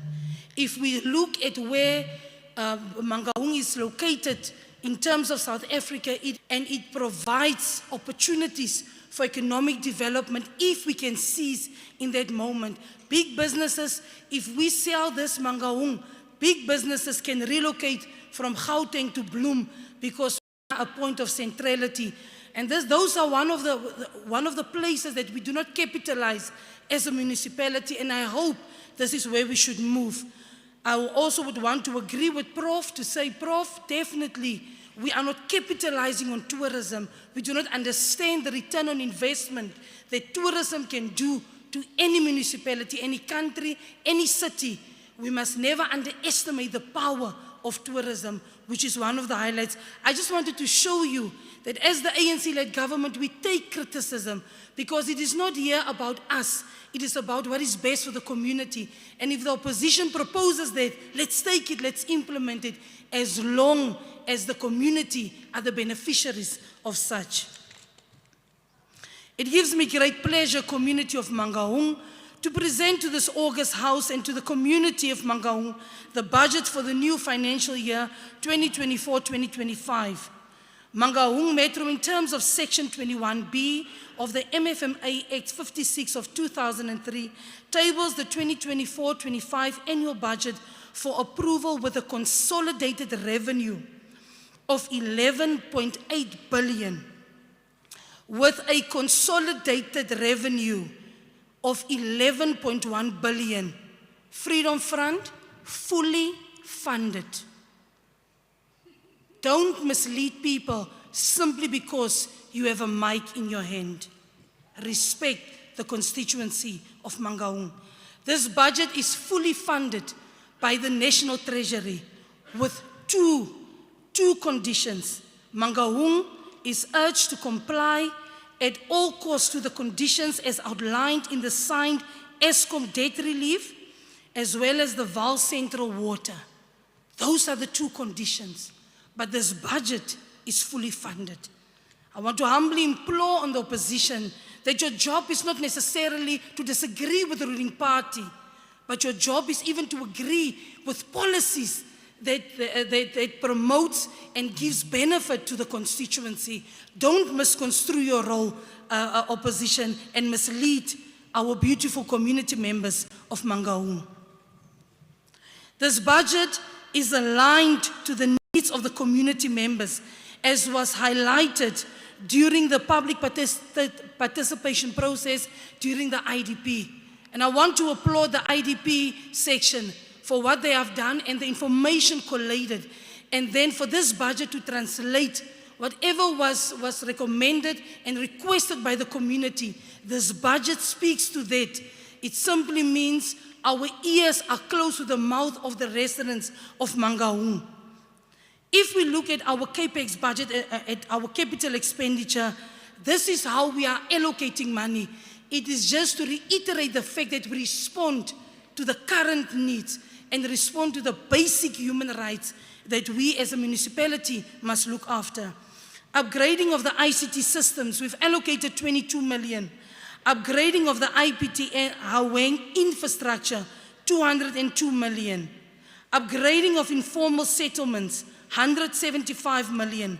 Upgrading of water infrastructure, including the water treatment plant at Musselsport.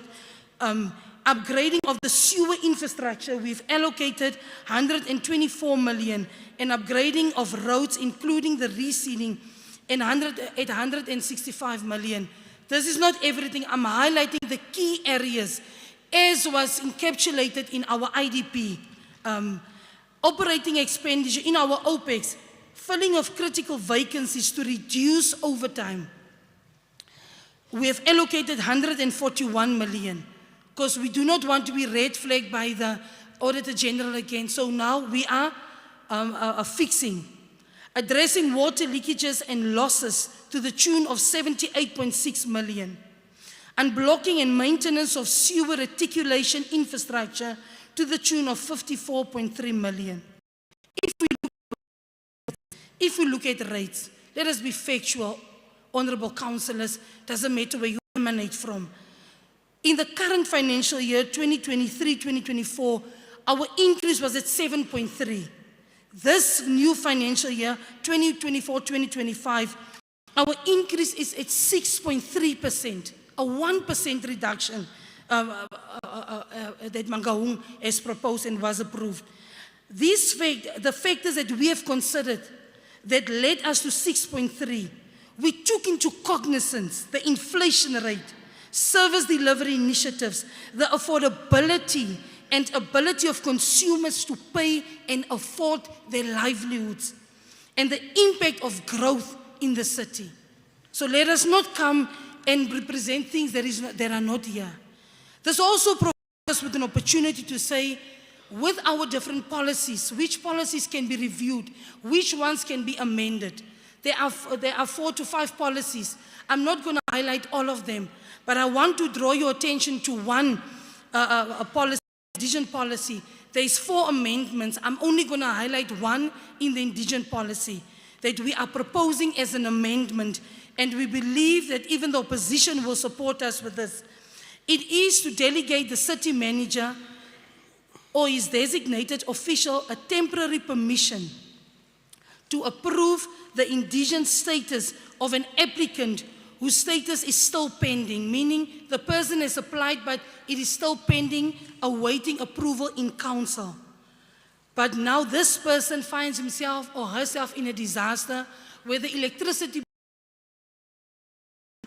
What's currently happening is, if that happens, because the person has not been approved as an indigent, unfortunately that person is liable for that cost. This resulted into many of our residents who are currently without electricity because they can't afford. As municipality, unfortunately, there was no gray area because we must that we have, and hence we are bringing it now to say, let's amend this policy. But I want you to focus on one area. It's only for people that disaster struck, not in general. And I think this in itself, because I know this is a headache for most of our ward councillors. Luckily, I'm also a ward councillor. I understand the frustration of the community members. So these are the things that we say, we become responsive as the ANC to listen to the challenges, as the ANC-led government, to listen to challenges and to come with solutions that benefits our community. There's one area, Executive Mayor, that we also want to move towards in terms of the indigent policy. A recommendation that we received from both the Auditor General and the National, the city away from using household income as a means to determine the eligibility of an indigent status.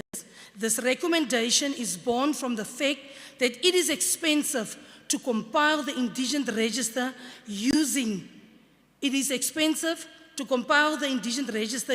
income verification. Secondly, the qualifying beneficiary do not apply in large numbers, and the case in point is the number of qualified approved in the register. The total number is about 65,000, and the realist figure should be in the region of 120,000, giving the Stats SA report and the level of the city share. Migrating the indigent policy from income-based approach to a property market value needs to be phased in so that the current beneficiaries are managed properly and the city budget is also being considered. These are the things that we aspire to move towards. As you conclude.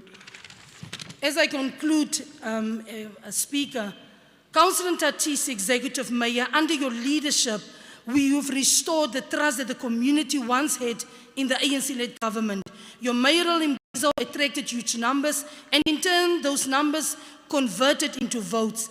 In analyzing the votes of the 29th May, I was not surprised to see that in the Mangaung region, the ANC received 60% of the votes. I'm humbled because it's a clear indication that Mangaung residents loves and respects the ANC. We are grateful. Are we shocked that the Freedom Front and the DA don't support this budget? No, we are not. Because opposition, you are being rendered redundant. That's why no one could really, state fundamental reasons for not supporting it. No one really came here with reasons why this budget should be supported. It is just merely to say, let us not support. For how long will you, I'm humbly imploring on the DA, for how long will you go to the black majority, take their votes? When you get state power, you use that state power to benefit the white minority. I would implore the residents of Mangaung, but luckily their eyes are open, giving your power as the black majority to a political party which only benefits the white minority.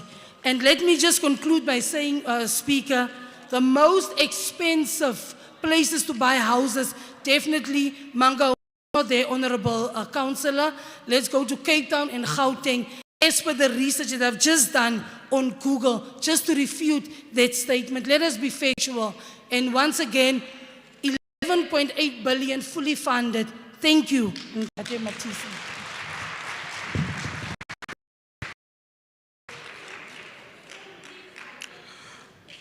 Awe week 16 awe. Ayoba week 16 Ayoba. Nou baie dankie raadslid die gemeenskap van week 16 waardeer dit baie. I did not recognize these hands. I would like to call upon the executive mayor to make his last reply so that we can vote in agenda meeting.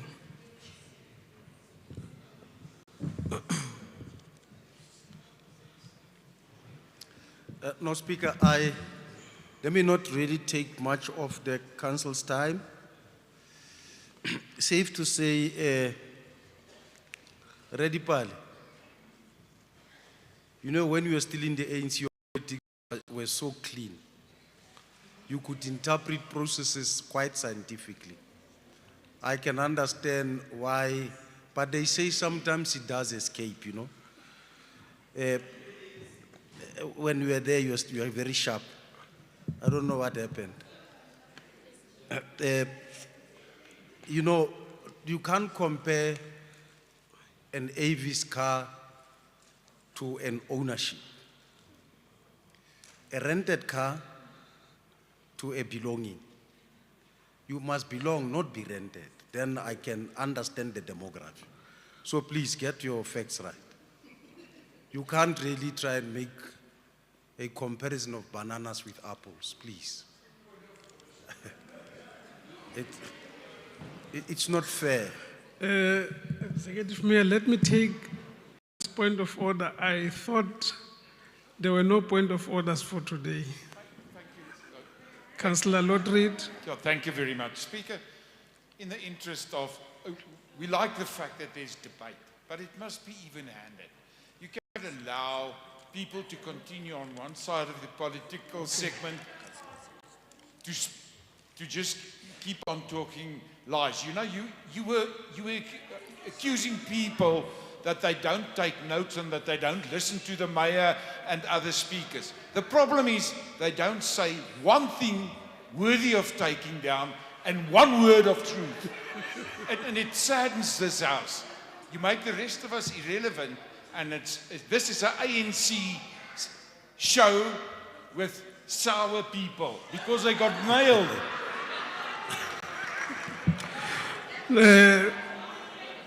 Councillor Lotreed, your proceed, Executive Mayor. Yeah, no. Thank you very much for protecting me, Speaker. Yeah, I needed that, you know. That really reminded me of a farm owner that used to mend a farm I would visit when I go and see my relatives. At some point, I thought I was in that setup. Now, Speaker, I'm not going to honestly deal with technical things that belongs to the implementation part of the budget. I understand that the tariffs are a subject that we did indicate that would be dealt with when we deal with what Ntate Mongale is always making reference to, our economic summit. I actually instructed the officials that build up to that. They must begin to call all stakeholders, and we must all have a meeting of minds to begin to look at all related tariffs in all respect, so that by the time we arrive at our economic summit, we are able to be an attractive metro in terms of our resource-driven and economic viability. Ntate Dipale, we have instituted an effort to first bring those animals that were there that are still alive, and put those that might have done on the wrong side of the law. That's quite operational. But please don't expect me that bring Charlie and Charlie Le Anane. I'm sure by now their lifespan might have surpassed the test of time. What I, however, instructed is that if they could get their offsprings or their cousins somewhere in Limpopo or elsewhere, so that they actually must keep the momentum.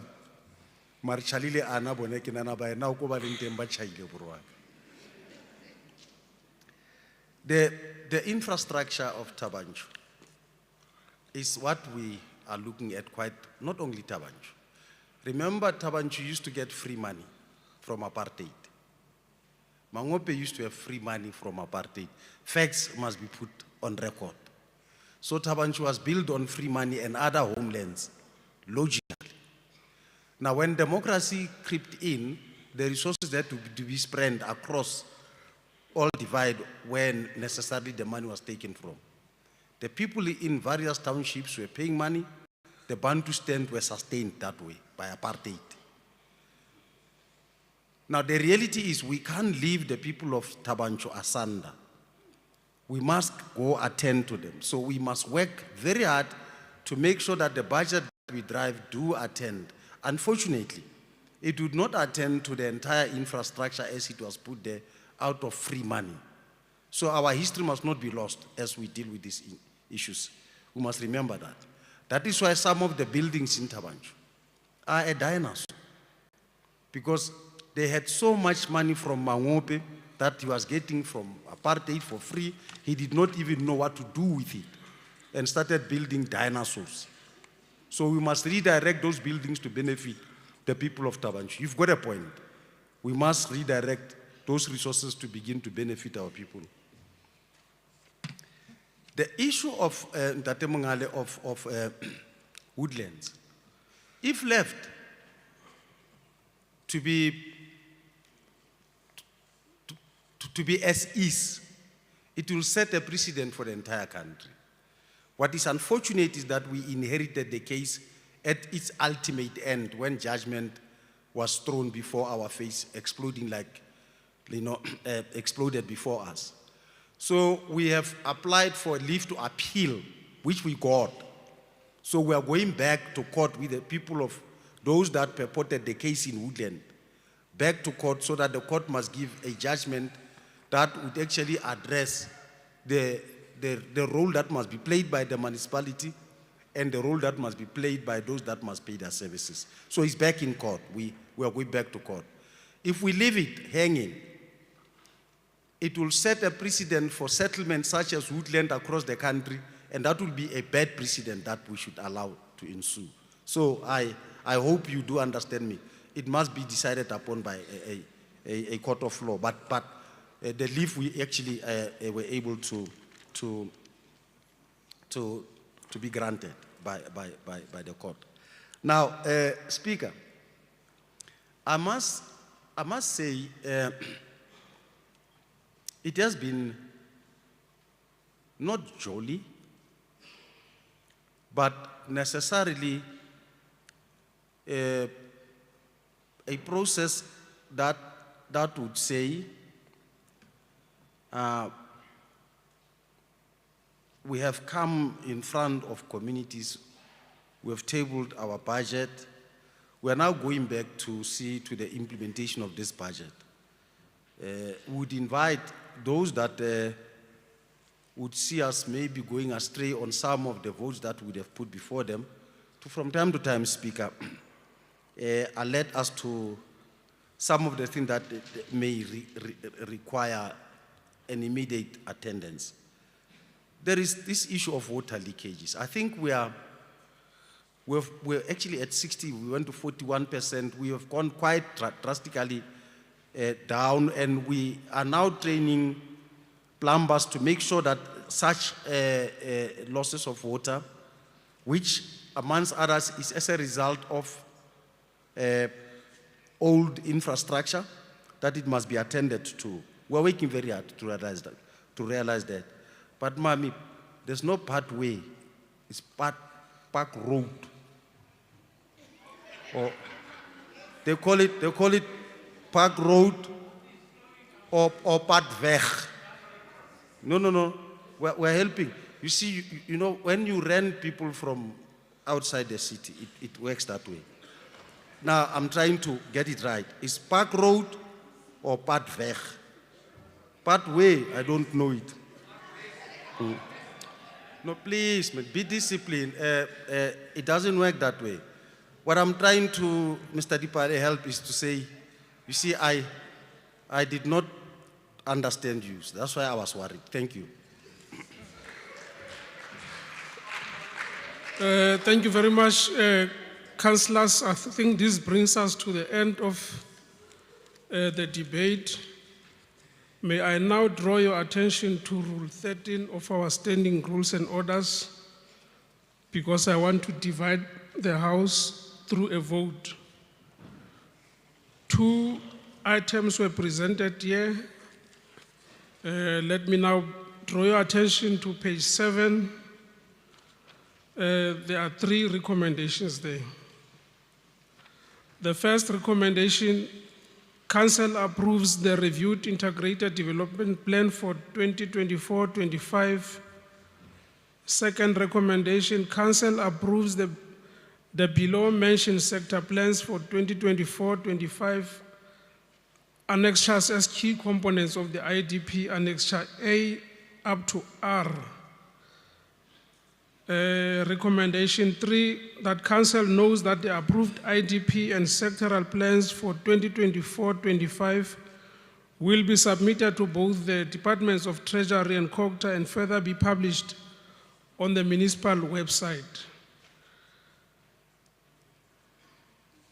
Point 2, under that discussion and recommendation, is that it deals with the medium revenue and expenditure framework. Let me stop at that and consider, hence, for all those who are in support of the recommendations, specifically on the IDP. There are 3 recommendations that I've just read.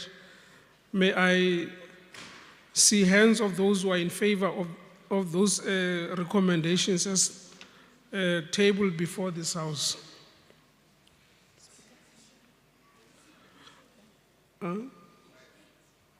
Sorry?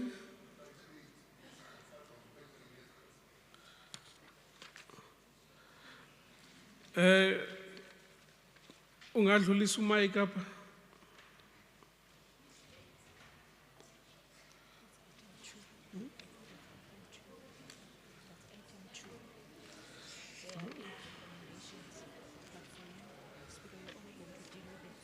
Yeah. No, I was correct. I'm dealing with the first recommendations on the IDP. Can I see hands of those in favor of those recommendations?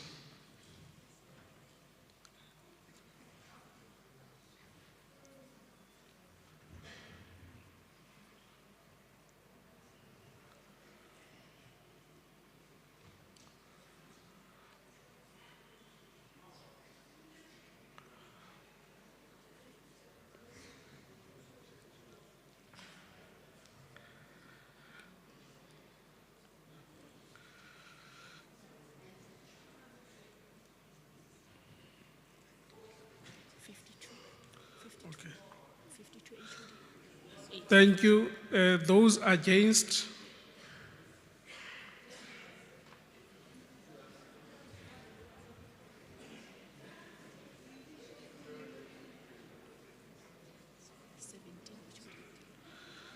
Thank you. Abstentions?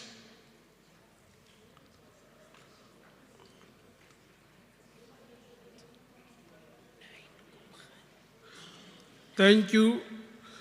Those in favor is 52. Those against 7. Abstentions is 9. The recommendations will be carried as they are.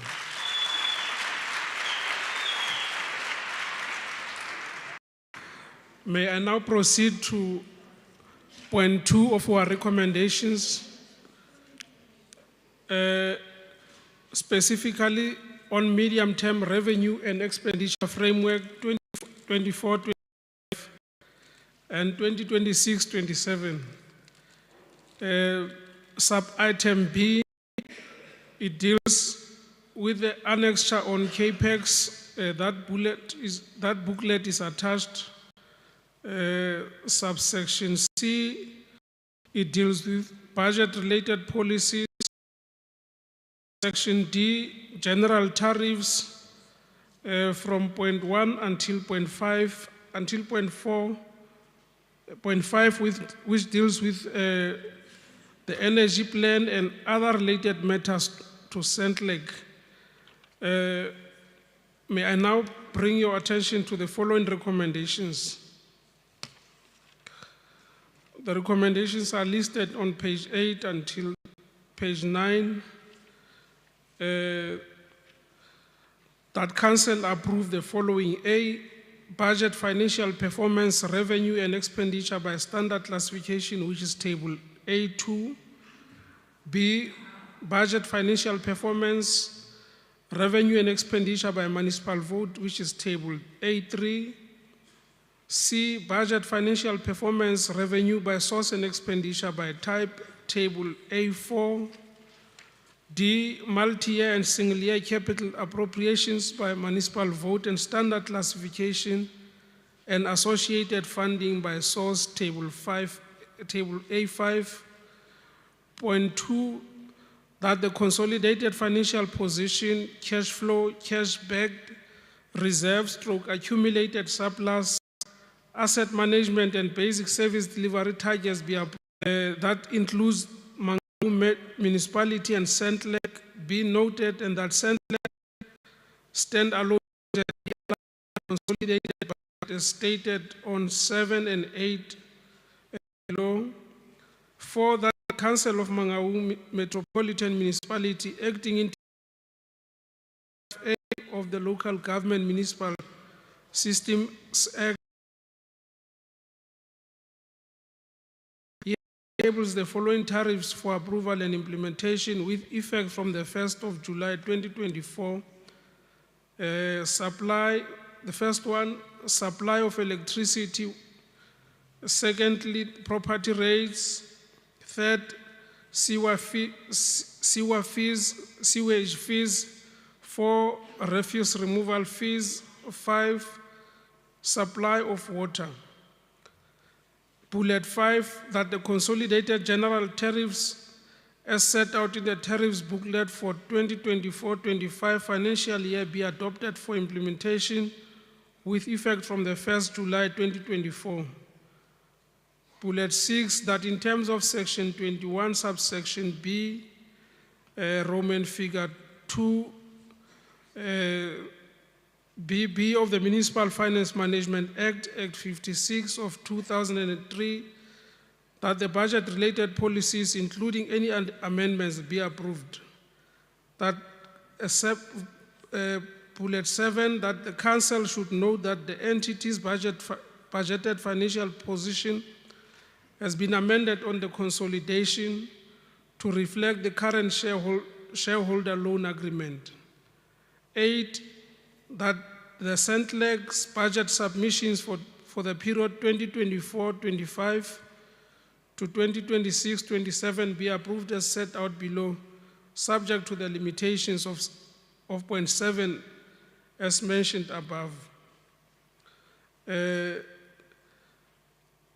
that the following items be noted: the MTREF operating and capital budget as incorporated in the consolidated budget above. B, service tariffs. C, policies. D, business plan. E, SDBIP. May I now, councillors, see hands of those who are in favor of the recommendations as listed in the attached schedule.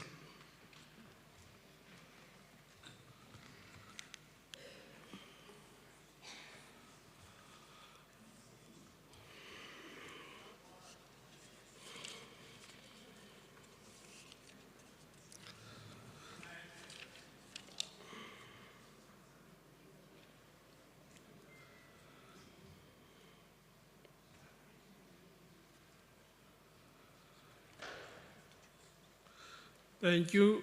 Those against?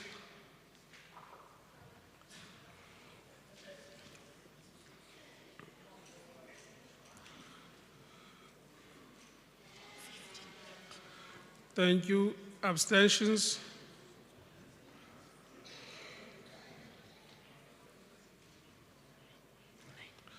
Thank you. Those in favor is 52.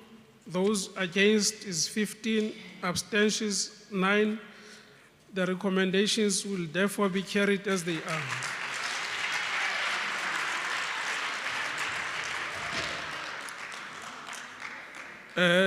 This brings us to the end of our debate. Before you leave, councillors, please let me acknowledge and thank you all. Re lebohe baeti ba rona be leng gore re la ra ba tsebisa pejana ke hlokometse le mosuwehlooho wa sekolo sa Popano, my alma mater, Ntate Tshihlo. Ke lebohe bohle ba leng teng ka kwano, ba tlotlehi le ba hlomphehi, ba tswang ka mafapha ka ho fapafapana, ba ka tswa provinceng, ba ka tswa mekgahlong, ba ka tswa di-committing tse phahameng tse lebaneng le tsa tsamaiso ya mebuso ya selehae, local government, le ho leboha baemedi ba rona ba dingaka be leng hore ba teng mona, ba tswa association ya dingaka le bohle ba hlomphehileng. Ke kope fela tshwarelo ha ke sa finyella kapa ke sa bitsa lebitso la hao ka tsela e tlotlehang, re hlomphile kaofela.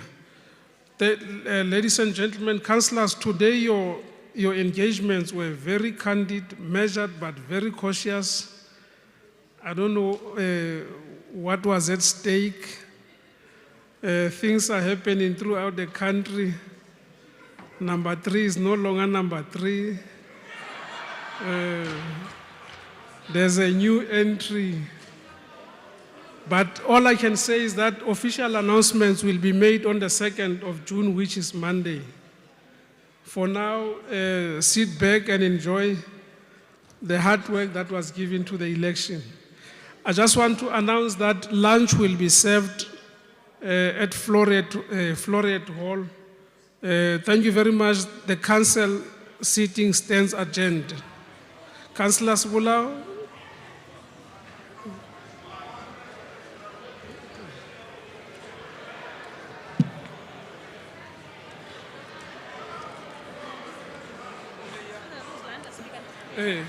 Yeah.